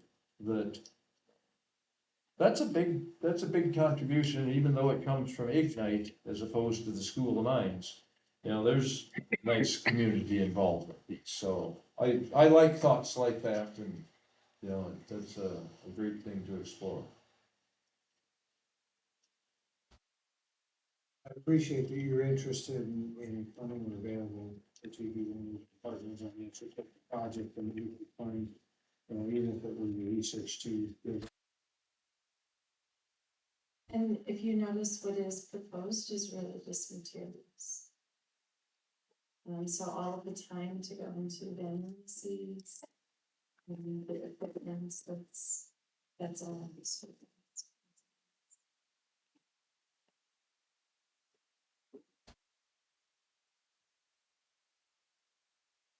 Any more discussion on?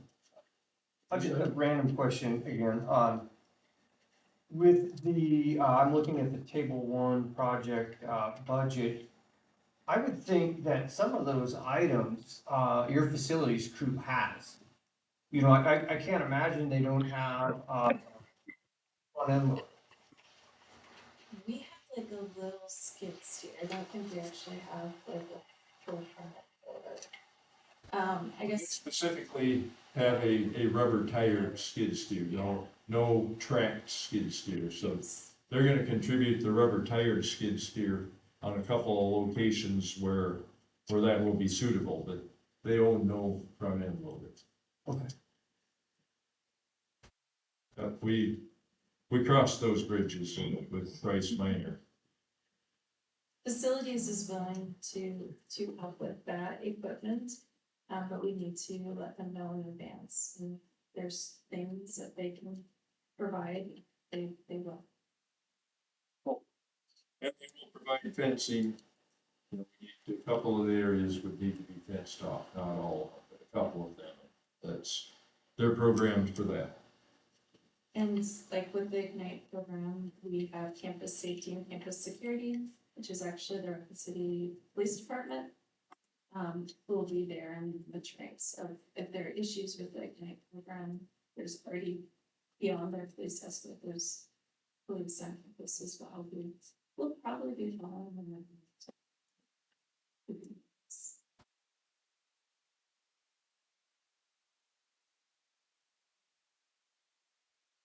Question?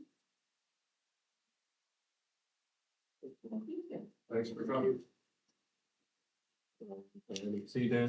I think we probably need to get somebody from the state or the county in to brief us on this Ignite program. I'll try, it's, I the don't know anything the about it. lead guy is Jim Hanson. I'll see if I can have him here for our next meeting. Tell us the where's and the wherefores of that. We're moving on to the Star Village project, so we currently are operating through the end of calendar year 2025 on a no-cost extension. There's something less than $10,000 that remains in it, so the proposal that we're looking at now is basically for an interim project that would take us up until the point in if and when we would begin implementation under 319. So it's been a number of many weeks since I had looked at these in detail, but I think the wording is that this would be in place up until the point in time where we could begin an implementation. So the proposed funding amount would be a total of $25,000 that would be split between the Zadik property, which is basically primarily 2 acres in the northeast corner. There's a figure on page 27 that shows that. And then there are numerous parcels along the top of the hill that basically in many cases they extend down oftentimes to approximately the head cut, sometimes not quite, sometimes a bit below, basically fairly small amounts of property. But I think the way it was written up that out of the 25,000, we would limit expenditures on the Zadik property to $10,000. To date, our current agreement, they reimburse us 10 cents on the dollar, so in this fashion, that they would know that their maximum contribution would be $10,000. So that much is background. I guess, again, the proposals have been floating around since March. Everybody's had lots of time to look at them. I guess I had hoped to have Matt Rack as the manager, the local manager for Zadik, and he had intended to come and actually ended up with kind of emergency work orders. He said he was going to be available for the phone, and now they had a big water break. I just texted him, so he's not available.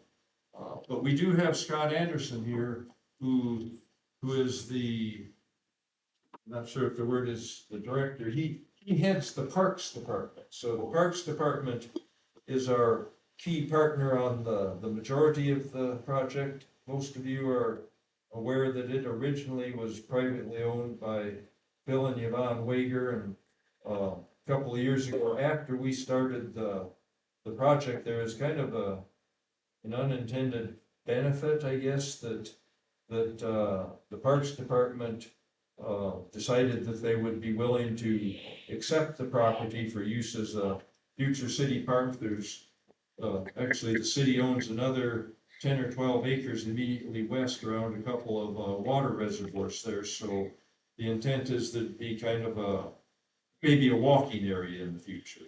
But at any rate, we've got Scott Anderson here if you want to come on up to a microphone, Scott, and I don't know if you wanna couple of quick comments or anything before we open it up to discussion? Sure, yeah, I didn't really prepare a whole lot. I've been working with Dan a little bit here for the last few years on this. Dan's been, as Mark said, pretty passionate about this project, and his tenacity, I guess, has pushed this to where it is right now. We haven't had a lot of, not say involvement, but we haven't been able to contribute a lot to the project just for the fact we, as the lady said about their school lines, we have a lot of deferred maintenance also that we're trying to deal with and plug in where we can, so, I get along well with Dan, he's got good ideas, it's just a matter of finding time to get things done, and, listening to some of your comments about the agreement and about how your ideas are, I do think there's warrants some discussion whether, we get a contractor in there to get a better handle on some of that stuff at Star Village. I mean, that's a big area. You know, Dan's done a lot with his volunteers. We've helped some, to really turn that thing around. I think might be a little bigger oomph, I guess. And, you know, with that, and also we were talking about the agreement, and maybe we can get together and really designate responsibilities too. You know, what little or more we can contribute. I think if we designate those responsibilities, I think we would benefit a lot. And a side note is, if we do that too, I'd like to get Public Works involved a little bit too with their engineers, and we're talking about money and stuff from the city, they're the ones with the pocketbooks, so. Try not to joke about that, but, we're significantly underfunded on our capital projects. So, our maintenance budget's fine, but we do concentrate on our deferred maintenance and reservations and everything we do there, so taking on stuff at Star Village or even before has been kind of a challenge for us, but I think if we designate things, I think we could help out that.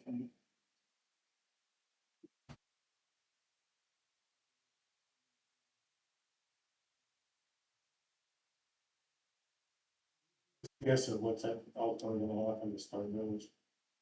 When, what, or what? Doesn't matter of getting a bigger bulldozer or what? Oh, just looking up there and, you know, seeing what Dan's doing. Stuff that's gone on up there has really helped. I really do think you need a contractor in there. Even the picture on the last page with those silk fences kind of going to crap. Those need to be cleaned out and they need to be hauled, that stuff needs to be hauled off, and we need to, you know, kind of start from scratch again. So, and I'm not an expert by any means. We're getting some equipment in there to really make some headway. Well, why don't I elaborate just a little bit? I skipped the details because I figured people had read it all, but, the work that we propose, the work that we've been doing and the work that we propose is basically just trying to keep the erosion scar from expanding. We're actually shrinking it, like the head cut. Heidi was there with me before we ever started that project and took quite a few pictures, and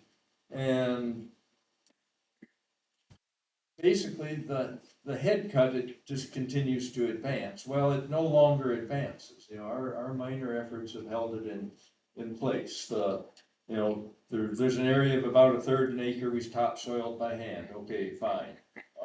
We've just chipped away at the edges. There's a lot of small areas that are similar to the LaCroix links that are partial vegetation, not full blowout. Well, those places are healing. You know, we've been tending them, and so basically, fully the intent is that once 319 implementation begins, we will have, you know, basically a design plan in place, and it will be done with, you know, earth moving equipment. You know, it's gonna take, you know, several hundred dump trucks full of dirt and heavy equipment to spread it, and again, might we be able to use the Ignite labor for the labor end of it? That remains to be seen. There's a lot of unknowns, but I guess in the short term, that is the plan is to continue to chip away at the edges and just from enlarge by and time.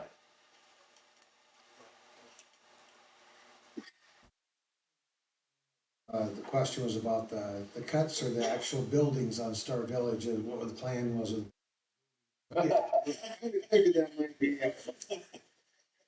I know many of them could pass a city inspection. Yeah, it's pretty bad. Just to tie on to the Ignite program, we've been utilizing them, we're trying to here for about the past year. I've been to a few meetings with them and not sure about the insurance part. That had never been brought up in the meeting, but I would imagine that the sheriff's department must cover the insurance for those folks. It's been pretty inconsistent, I guess, for no other words. I think they're kind of just getting going, and sometimes they'll have 4 people, sometimes they might have 20 people. But we utilize them. We work with Jim and Kyle Akers with the quality life unit with cleaning up homeless camps and stuff for that. And Craig at Mountain View Cemetery has them kind of a standing order for every Thursday for them to help stream them around. That's not. They're there every other 2-3 days. So I think it might be, once they get the program going a little bit more, I think it might be beneficial. You know,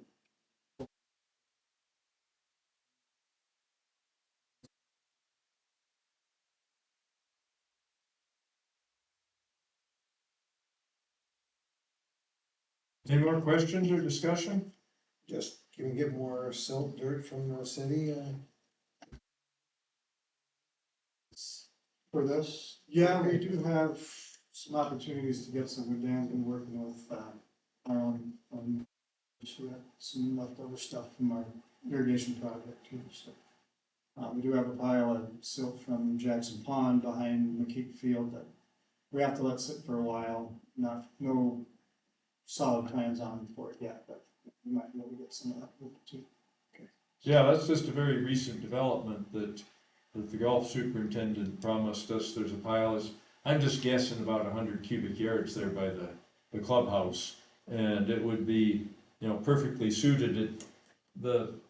Our packet seems to be missing the page that was basically a plan, but part of that plan is to put some topsoil on the west side of East Boulevard. There's some areas that, would be manageable for us, and so that dirt would be just easily moved in there.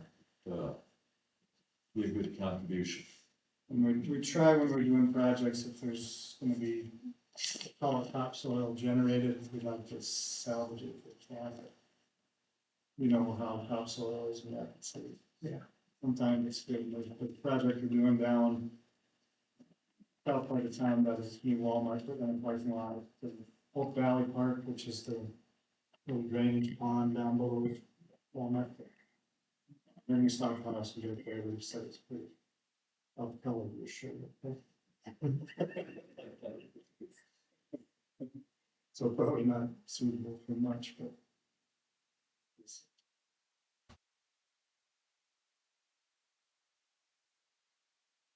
Does that bring us to the end of that agenda item? I believe so. Thank you, Scott. Yeah, you bet.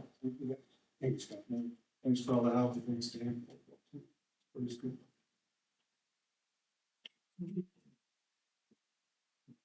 Number 11 is discuss volunteer expenses. Would that be? I guess it's mine, I'd throw it up there as a voting item, and I guess it's just gonna be a discussion item, but, we had Director McGregor look into whether or not there was anything in state law that prohibited us from basically having a volunteer appreciation events. And it sounded like it was okay. I guess I'd submitted for reimbursement, and it's not been reimbursed yet, so I thought maybe if we should make a voting item out of it. But I guess instead it turned into a discussion item, so that's what's on the table. I guess it's been typical, I guess the most recent in the in last fall's effort in spreading leaves, we spread about, 1,500 lawn waste bags, which there's gathering time and then spreading time. It took us, um, 3 different occasions, mornings at LaCroix to spread them, and then it went a little faster at Star Village, 2 mornings there covered it, so, I ended up, taking them to Kelly's. Typically, we go to Kelly's for prime rib, so, I had 2 different events. One was there were 5 of us, was, I think $107, and then the later one, we had 15 people that showed up to kind of celebrate our success, and, that one was just over $400, so, I guess my preference is that I would be reimbursed for that. I'm happy to contribute my time. I don't know how many hundreds of dollars it add up to for pickup trucks, driving around, gathering leaves, hauling this, hauling wattles, hauling whatever. I guess I gladly contribute that out of my pocket. It sure seems like we could fund this as an expense, so I guess that's been my request, and I'll let you take it from there, Tom. So my question, to you is there any, when you do these events, are there any reason for, or is it just? Because, like, I have a couple things in my head that I've been thinking about. Like, I completely understand if it's 90 degrees and they're working today and there's water purchased for volunteers or granola bars. I get that from a volunteer perspective. What kind of rubs me or makes me uncomfortable, it doesn't rub me the wrong way, is that like these volunteer items with going to Kelly's, is that there is there a rhyme or reason of why the day is picked for that, or is it just after a hard day, that's kind of the group consensus? Because from my perspective, from an overall view, it doesn't really make sense of when these events are happening, what, like, I understand why they're happening, because there was work done and celebrating success, but is there a specific reason or timeline event dates are picked or outings are planned?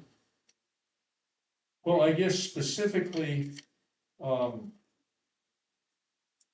before this, I was always reimbursed. We had gone through this, and it was, considered an allowable expense. I guess what happened was that, we had a particularly long and drawn out, group of helpers, and I ended up with 4 particular helpers who had contributed like in excess of 20 hours each. I said, well, maybe we could buy them a gift certificate to the Longhorn Steakhouse. I put that up as an agenda item, and it was voted down, and instead there was a motion made to, send them a certificate of appreciation, which never happened. So, of course, nobody, it would have been.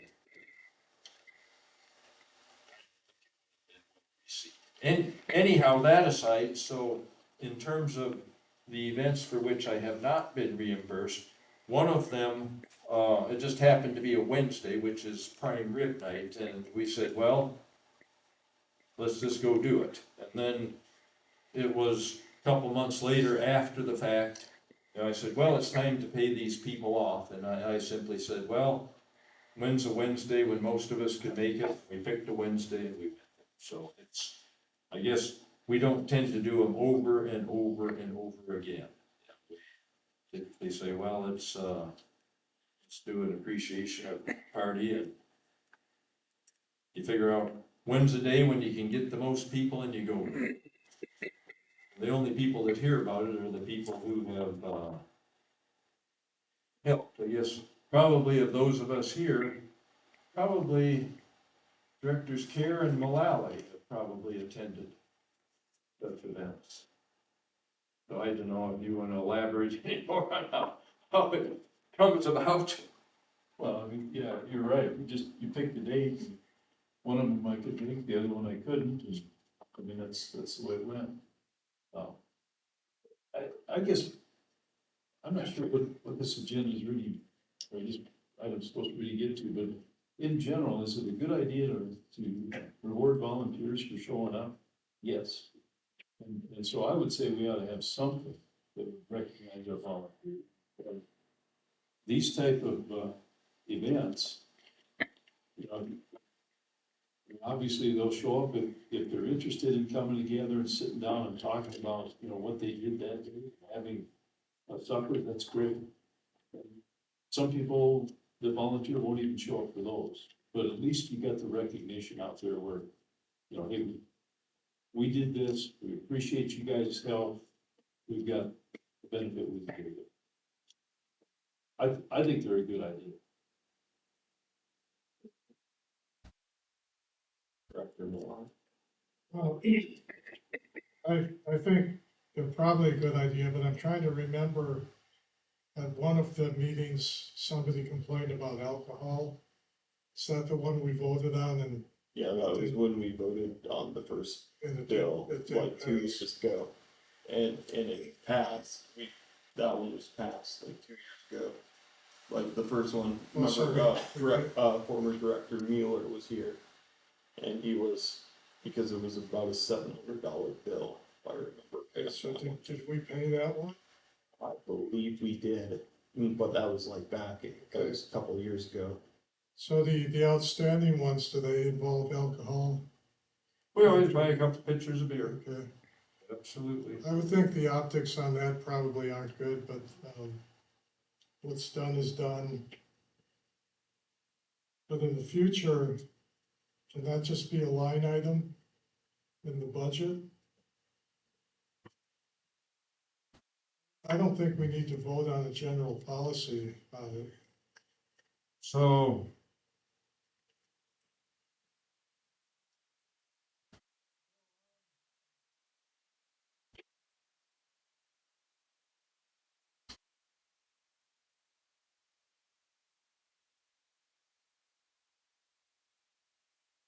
the Star Village one that is not, where the budget is not included, it's actually listed as a line item in that budget that miscellaneous supplies includes Okay, snacks for Ignite workers and worker appreciation events.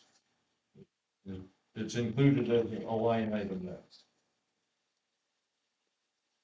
yeah, and I believe that we asked Jay Gilbertson about this, and we didn't see any problems other than the ethics of it, possibly. Well, that's what I checked into, and there's no. hopefully, So I'm not sure what we're trying to decide here. Well, my understanding was we have an outstanding reimbursement request from Dan that we need to, at some point. Right, well, act on. I had submitted it to be a voting item, because I figured, well, How if much? it's $107 and change and $401 and change. Comment on the executive committee, we never saw a request for funding. Okay. The requests were sent directly to Chairman Mack after they were emailed. And so I guess if he didn't share them with you, You submit receipts. absolutely. Yeah, they were submitted to you, right? You had submitted them multiple times. You submitted them back in November. That was one of the first times, and then I haven't received it recently. Well, I've submitted it to you, both of them at least twice. And so why it wasn't shared with the executive committee, I don't know. I think they might be on Mr. Stetler's whiteboard with the magnet. Well, back in November, that would have been when Molly, well, not Molly, but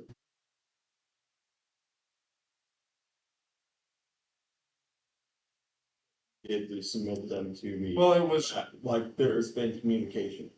And but I don't remember them anything recently that January, seeing them, but I will They'll pull them up, I will go show them to the executive for voting on it.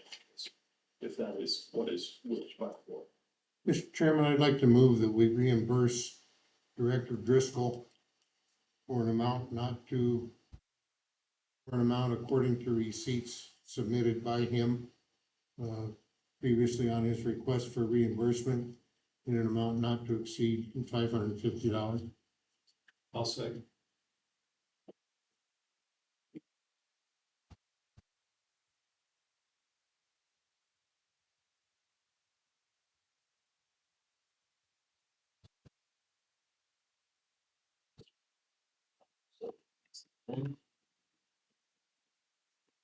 Craig, you did?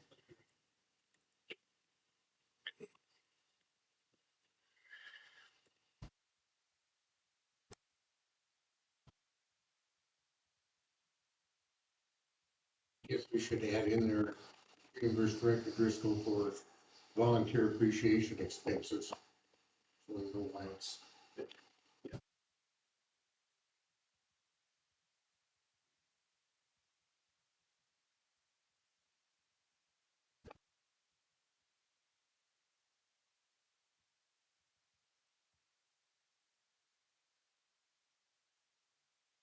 Discussion, yes, Director Nuwan.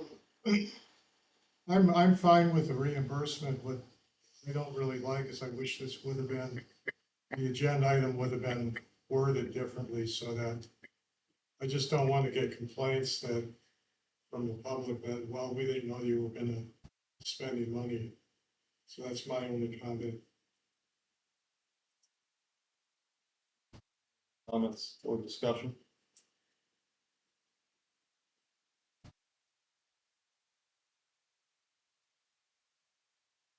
I guess, the tone of things is that we need to pay Driscoll back for the volunteer expenses.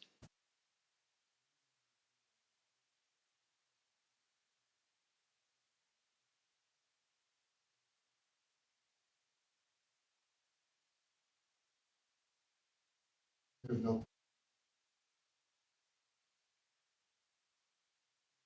Their mind without public notification. I'm certainly comfortable with that. So make a motion to defer them until our August meeting.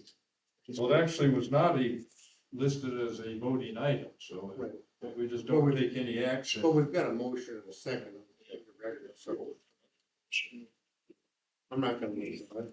All right, I'll make a motion to defer, Chairman McGregor's reimbursement. Motion to, I'll second that. Second with member Gregor, discussion on the substitute motion.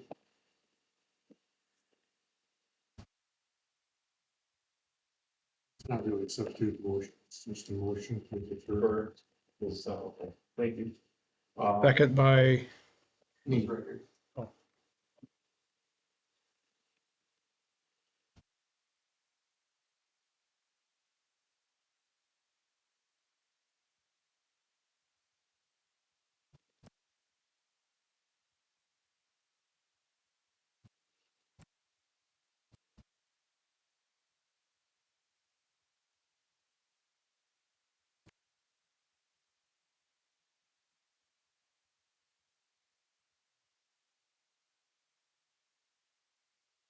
Discussion on the motion. Okay, hearing no discussion, all those in favor? aye. Aye. All those opposed, same sign? Mr. Chairman, Yes. maybe you or Ron or Dan or somebody on this is that when we were talking about it as a policy, we had decided not to adopt a policy, but that the board should approve all such volunteer expenses more than incurred. Does anybody remember it?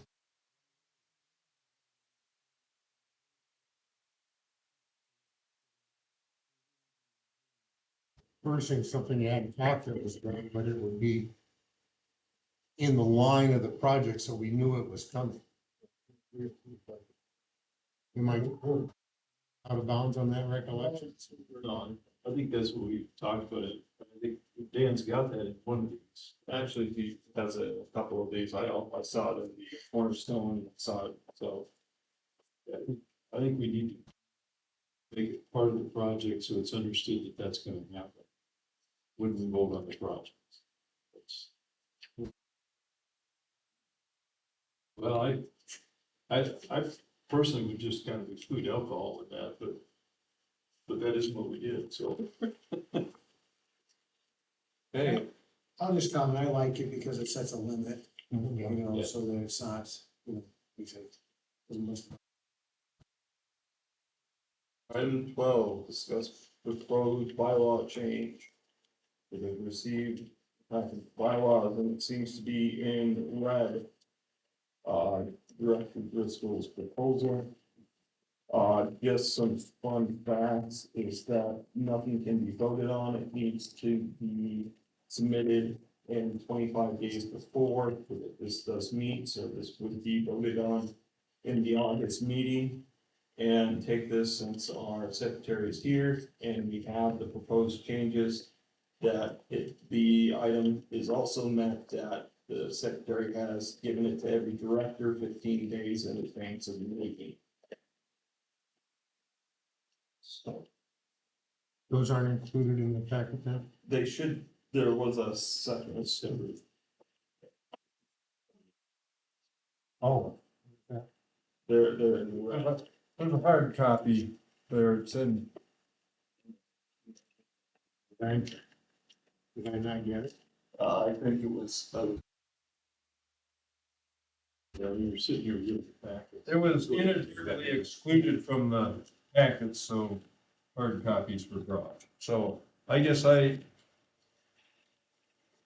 provided this Oh, okay.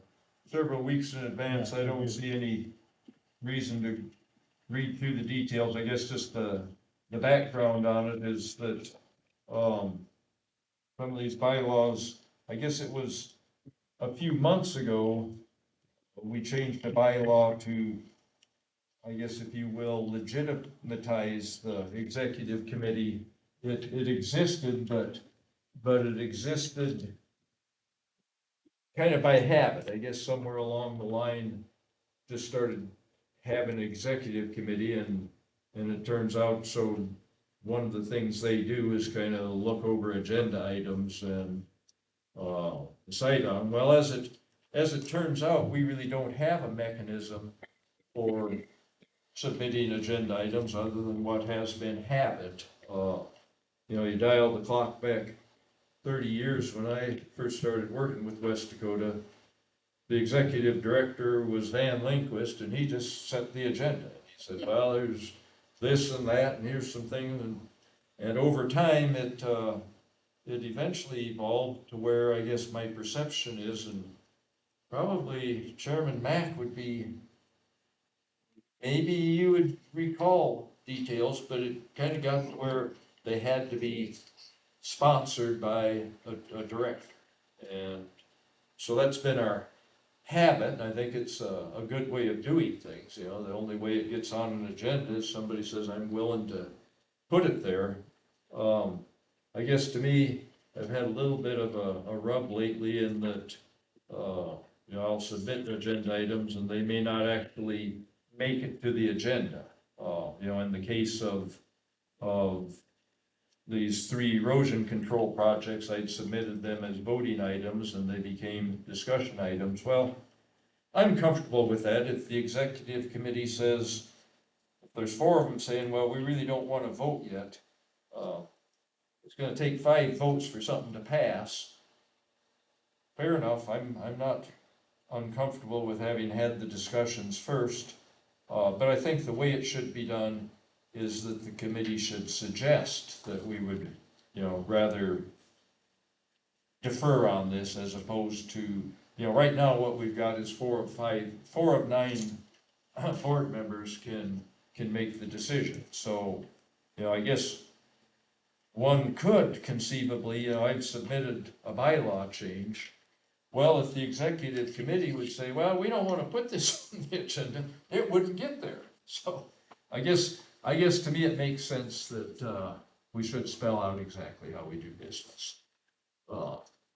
I guess I probably would have just submitted it directly to vote on it, but when I got around to submitting it, it was 24 days from the meeting instead of 25, so there's no hurry on getting it done, and I guess it gives us a chance to kick it around and create any thoughts, or if somebody wants to suggest edits, sometime in, I guess it would be like in the next week or less, you know, if there's a 25-day clock ticking, if somebody wants to suggest specific changes, I'd certainly be, you know, amenable to reviewing.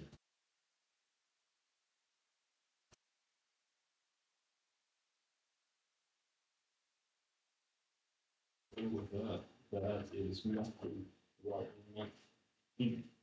Yes, Dan. I guess what kind of bothers me is we never had a problem before, so I'm not sure. Maybe we need to spell this out, but I really don't like the idea of not really knowing exactly what the agenda is gonna be till the meeting itself. We need to publish that, post it on the website, so the public has an idea. The way it sounds like this change would affect us is, excuse me. Throw it on the agenda and then at the approval of the agenda, we may add or subtract things. I don't like adding things on the agenda at the meeting. I agree 100% with that, and that's actually written into this suggestion.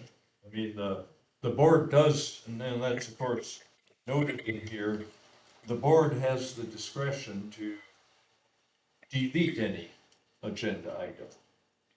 So in essence, you know, if I would submit an agenda item and the executive committee says, well, we really don't want it on there, and I say, well, I insist that it be on there, well, with a fifth vote, the item can be struck from the agenda when you get to the point. Anyhow, I really don't like having to go through this detail anyhow, but I kind of reached the point where I felt compelled that, you know, to me, it's really the wrong way to do business if you've got 4 of 5 directors deciding, do we put it on the agenda or do we not put it on the agenda? That's my. Well, I've only seen a problem this time, and one time with Jovic, I saw it. So I'm still not convinced we need a change, but I'll look at it.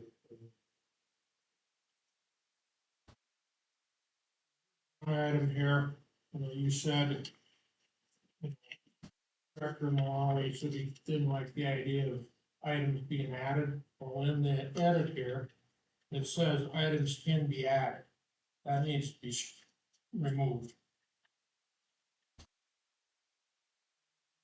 Lines up, page 4, yep.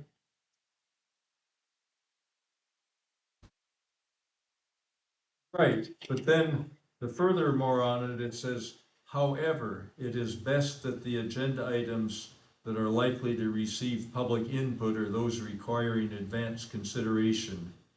Right, but These you need to drop that item can be added.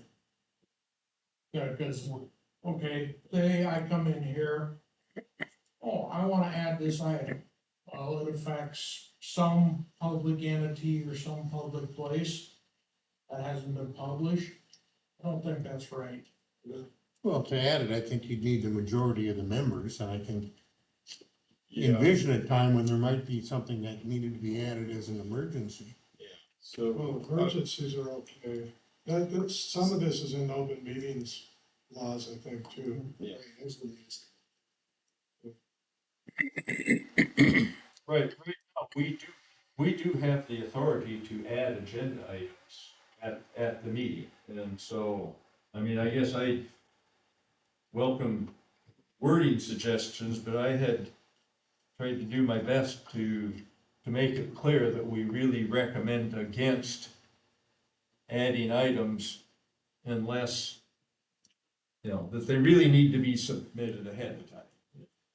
In most cases. Mr. Chairman, do we need to add to this list the item you had for amending the provision on office hours? I was going to, it has been submitted to the secretary and then we'll bring it up, I have the paperwork of the change in the office hours. So if you'd like to have that in discussion, or we can wait until he brings it up with the notes. Well, we can't vote on it. No, we can't. I just have to hand it out today. Just And do it next time. so Still waiting for somebody to tell me why we have bylaws and policies. it was here when Director Lally and I were working together in the beginning, so yeah, I don't know. Like, I so, don't either, but so, what he does it, I think. yeah. Makes no sense to me. So are we good on the, Well, I guess the other thing, the executive committee stuff, audio recordings of the executive committee meetings will be available to the internal website. Is that area needed, you think? Apparently you do, but no. There's nothing in our bylaws that requires us to even record this meeting that I know of. Well, that's probably a good point. If it's not required at the board meeting, it's not required. So I guess I will submit a new proposed change that will drop the audio recordings. Unless, I guess let's just wait and see. I can submit it anyhow. I guess I'll sit tight for a few days and see if anybody wants to, send proposed revisions. It's my item. I Yeah, can. because we can't amend it and then vote on it. It has to be exact. If somebody submits revisions outside of the 15 or the 25-day window, it takes it over to October. No, what I'm saying is if anybody wants to send me suggestions, I can take them or leave them. I have to submit this by somewhat less than a week from today. I guess if anybody wants to send suggestions, this being Tuesday, have them to me by Friday or forever hold your peace.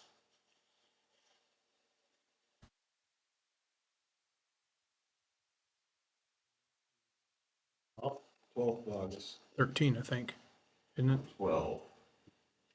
Okay. So basically, we've got a month and Basically, it's gonna be in by, what, July 17th? 25 days Latest. before the 12th?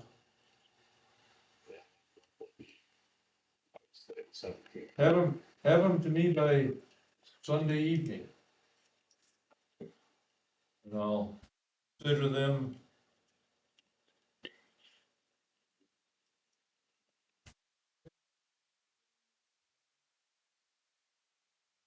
Comments, we'll move to item 13, Pennington Conservation District Report. We have the new administrator from the Pennington County Conservation District, Ms. Green, and she's here to talk about a little bit about the work that we did with them for the conservation program that we have worked with them, and one of the projects that they have completed with some of their funding. I got you, so late. My name is Eva Chase, I'm the district manager to the Pennington Conservation District.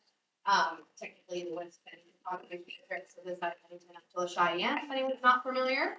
So I'm here today to kind of chat about a project we recently finished over the spring, this year with a producer who approached us looking for, ecologically sound way to put in a stream crossing and then also reduce some erosion, as you see in those before pictures, quite a bit of sloughing into their portion of the creek. So they work with NRCS as well as working with Conservation District to find some additional funding to put in stream crossing and erosion measures and those biocontrols. So I just started this position in March, so I was not present for the project itself. I've kind of caught the tail end of it.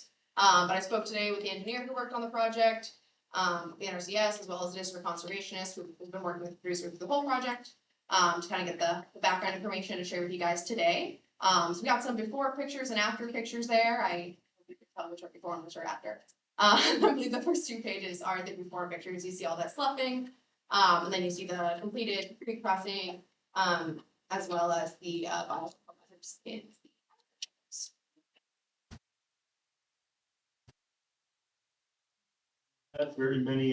Have you had other producers wanting to do projects like this, or was this the only one? That's really been, with that CIS funding no longer available, it's with the funding that's gone by the wayside from the federal end, so kind of the whole project has been a little slow, but yeah, this is the only producer we've had specifically looking for, this type of project.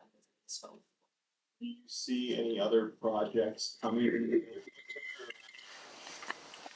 forward that would fall under the agreement that we had with the conservation district, or do you feel like this one will be probably the only one that will be seen?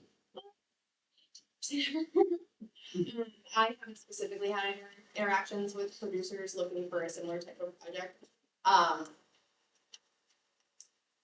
So on the docket right now, no. Want to commit to this scope, but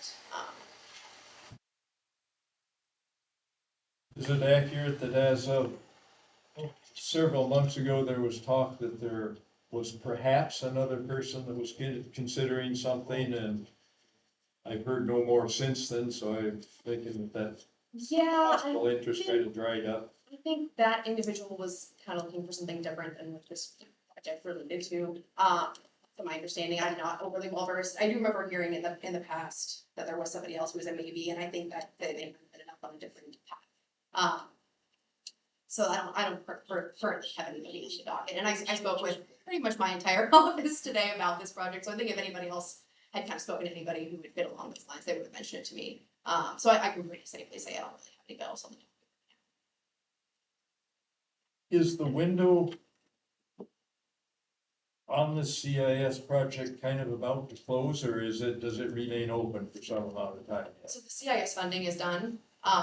The JPA with you guys for this project went through September of 2026. But the CIS portion of the funding is closed. So in essence, unless there's something really waiting in the wings, there will be no additional.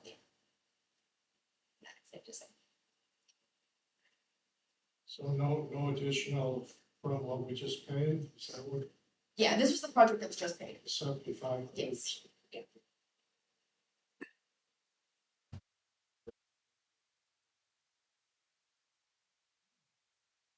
Over my career, I've been involved in a lot of these kinds of, particularly the stream crossings, and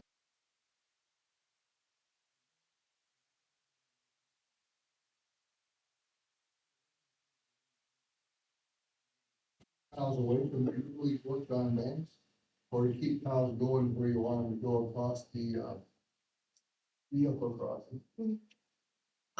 That's, yeah, so this crossing is being used as both a vehicle and cattle crossing. I'm not sure why there was not fencing listed in there. That's something I could follow up with an engineering team and see if that would be just not a requirement of the equip.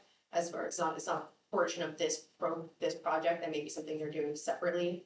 So I can pull up with an engineer on that, but I don't have any details as far as whether they were asked to do fencing or if they did since then, or what the kind of scope of that would look like, but I can definitely follow up on that and get back to you.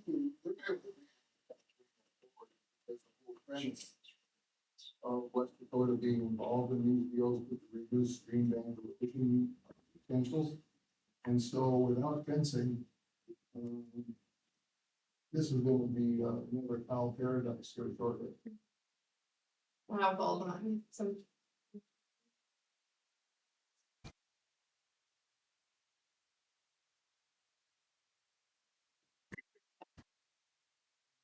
Questions for Ms. Chase? I have one. Did I get your name correct? Eva. Eva. Close. Thank you. To be fair, I get Emma a lot more than I get. Thank you.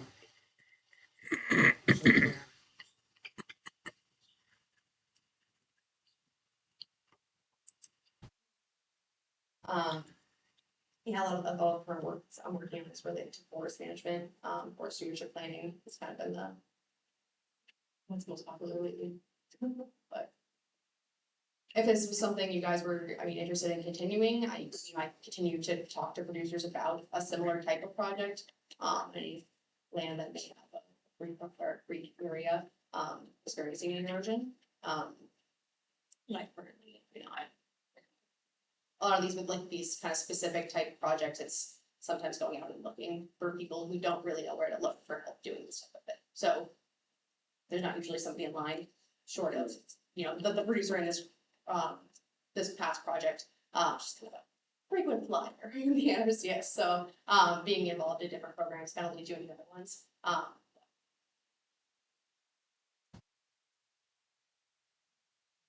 know when I was with NRCS, it was a 319 project for above Sheridan Lake. And at that time, I think we were just doing the planning part. But there was a number of stream banks that had some interest in it. So that would have probably been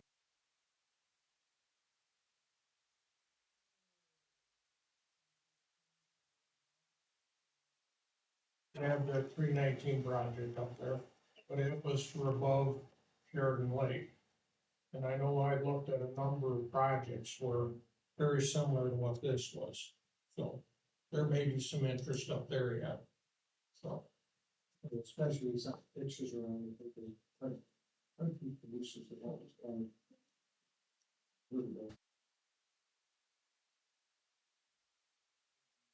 The project was lower, the Rapid Creek did not as site. This money is just the lower part, yeah. But you never know. Well, I guess for our purposes, the 42,500 in remaining available funds can be zeroed out. Is that right?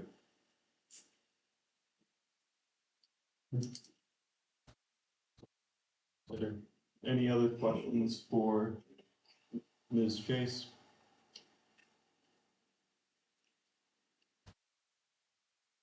Thank you for the quick reports. Thank you for saying.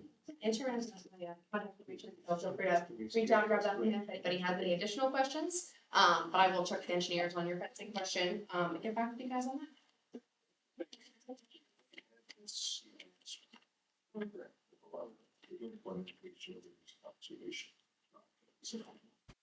Some of which, if they want to, kind of a big for us. Yes.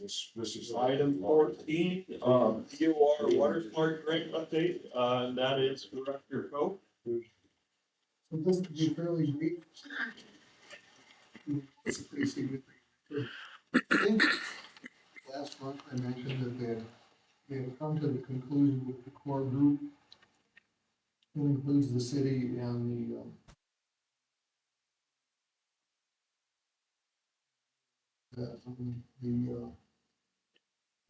the routing models that they're gonna use for Deerfield and Factola.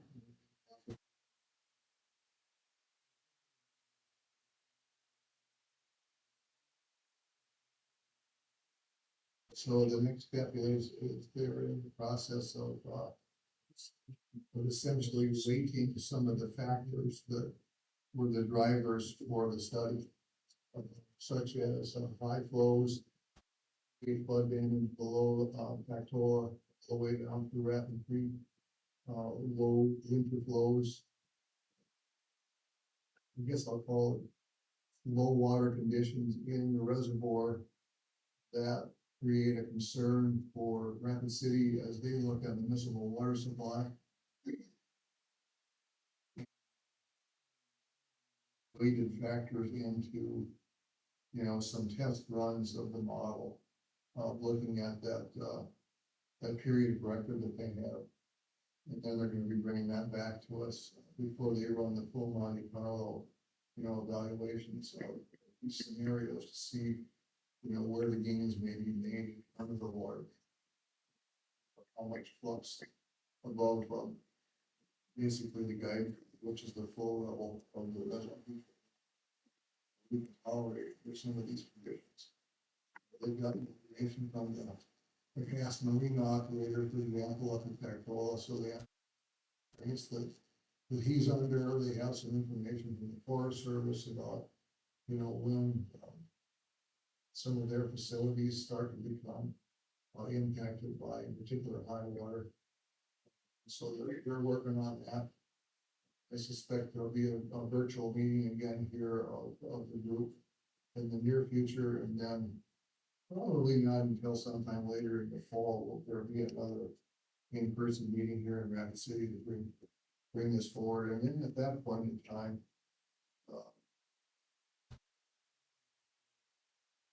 decision made, but sooner than later, basically the public is going to be brought into the equation.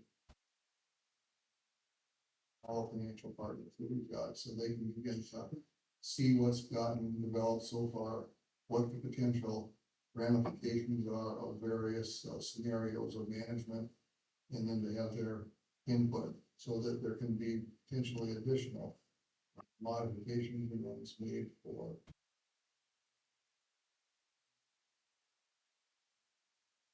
protocol that'll help the bureau and the city, you know, going forward. The project doesn't terminate till December of 2026, so we're kind of not quite in the middle of it yet. But it took quite a while to get to the point where all of the modeling experts, in conjunction with the knowledge that the city and the bureau have, correctly, to say, yep, the models.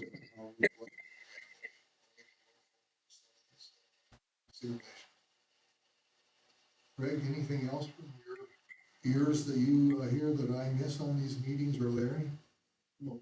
Nothing, it just, they've got yeah, you're right, the model's tuned up and they limited the number of runs that they need to make by identifying all the specific criteria that they need to model. And we should have some results, I think you're right, a month or so. Be able to tell who's impacted in what years and how much. And they left the flood zone in play so that we can see is there any additional use. Try to put some of the flood zone area. Yeah, most of the criteria that are being used reflect impacts to current either rules, like the flood zone, or current infrastructure, so that we understand going forward whether or not to take advantage perhaps of a different operating scenario that would give us more wet water.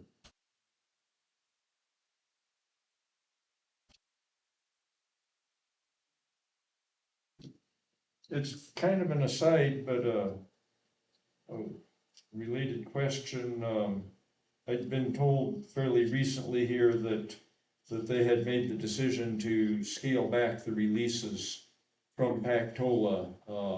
I didn't really hear details, but is that true, and was it done because the reservoir had reached, you know, pool elevation, a threshold under which they were mandated to do so?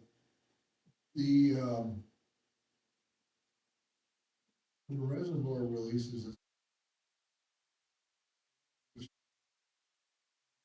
any elevations that are set at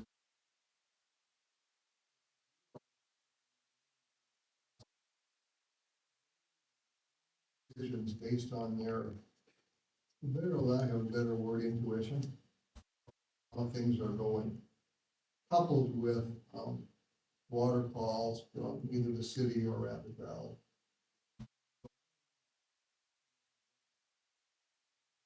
Got the release. And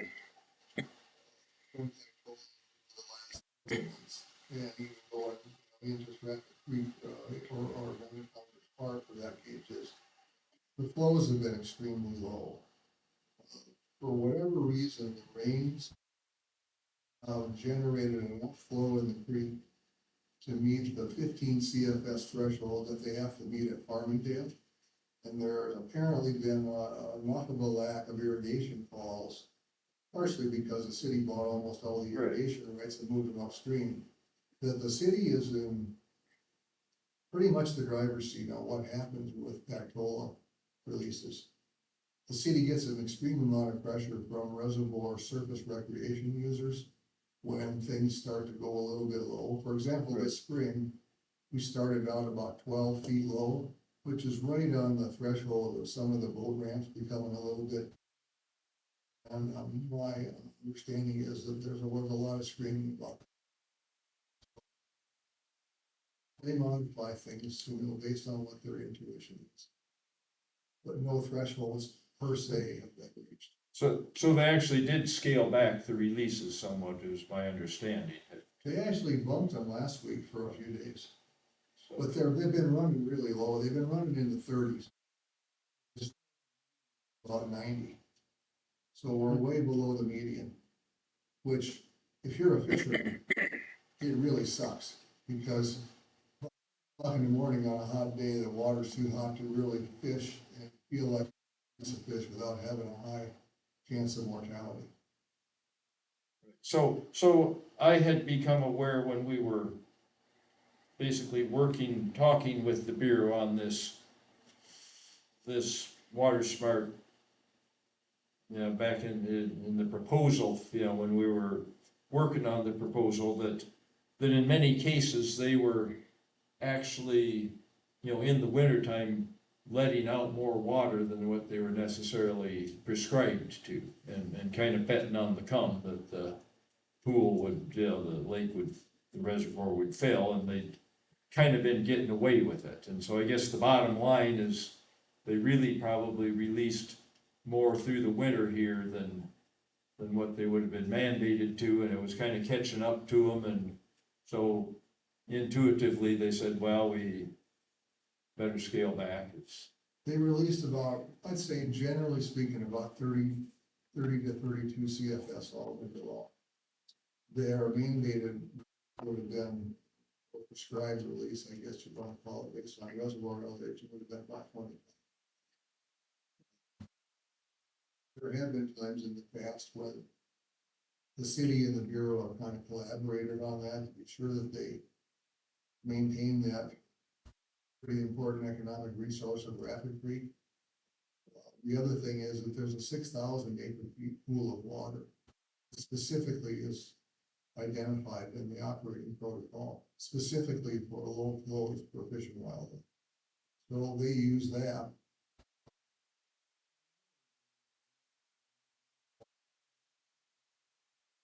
To maintain some wet water in there and not have it all turn to ice and freeze the fish out. So there's a lot of moving parts, so to speak, to the whole operation, including the reserve 6,000 acre foot pool of water, which then, as it's depleted, it fills, on a proportional basis to the rest of the reservoir. So when the reservoir is down, it used some of it.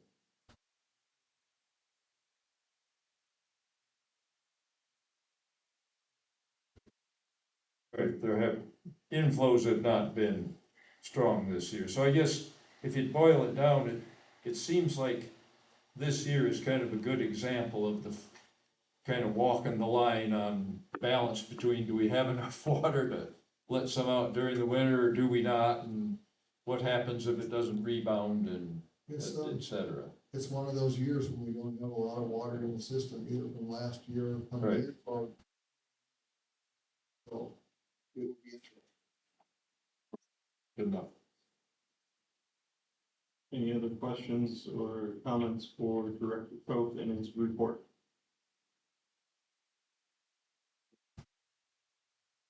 done, I'm gonna move on to item 15, chair's comments. I did tour also Star Village, last month with Director Driscoll, and he showed me the improvements that have been done through the project. I also reached out to, our contacts at 319, see how things are going. They said, still waiting, and they'll let us know when things happen. So I did check into that, and, yeah, that's pretty much all I have to say. Item 16, items from directors. Any items? Everybody's looking at their watch. Looking into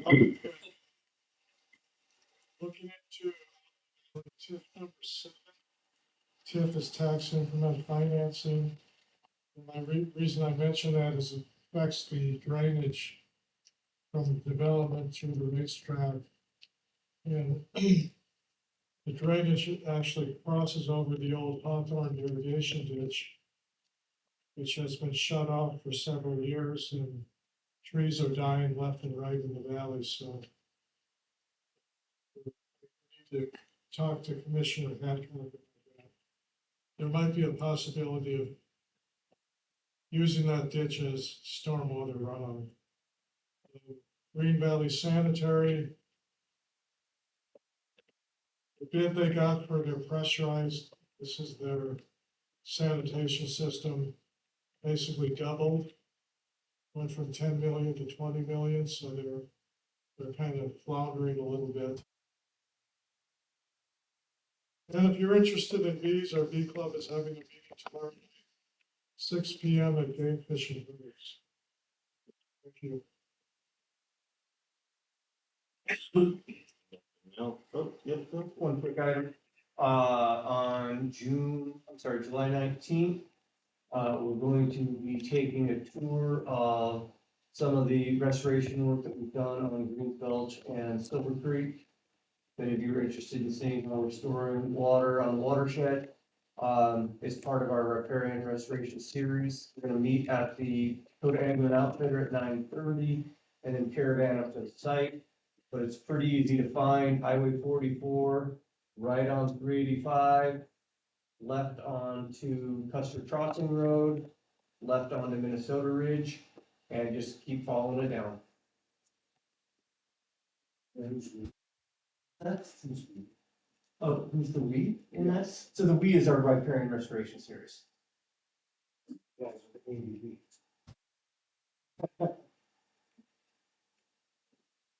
That was Greens Gulch and Silver Creek? Green Gulch and Silver Creek. Okay.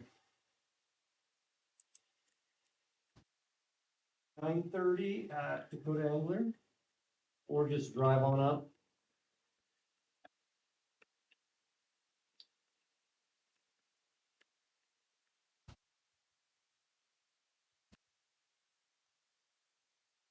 Nothing. Then we will move to item 17, items from admin. Okay, I have two quick items. First one is just an update from last meeting with the westdakotawater.com domain. Has been moved to Hover, whoever they are, for 4 years. And they checked into a .gov domain and they didn't find anybody like us that had a .gov domain name, and then but they said that if we did do that, it would require new rules and regulations on things because it says .gov, and so it doesn't look like that would be something I don't think that we would want to do, and so that's the update on that. And if you have any comments or interest in pursuing that further, then just let me know. And then second is the change of office hours that Chairman Mack just found, that needs a policy change to do that, so. I submitted this to the secretary this morning, once I found that this does fall under this. So it's changed from, 10 a.m. to 2, p.m. So it says that in the packet, but it's also, so this is the official notice. it's the official notice, so that now we've also satisfied the secretary letting you know the policy change. That gets posted as well.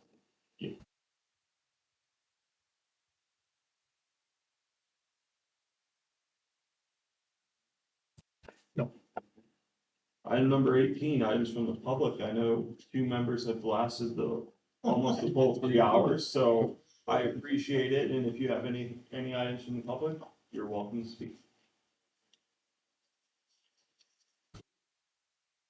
Item 19 is adjourned. So move.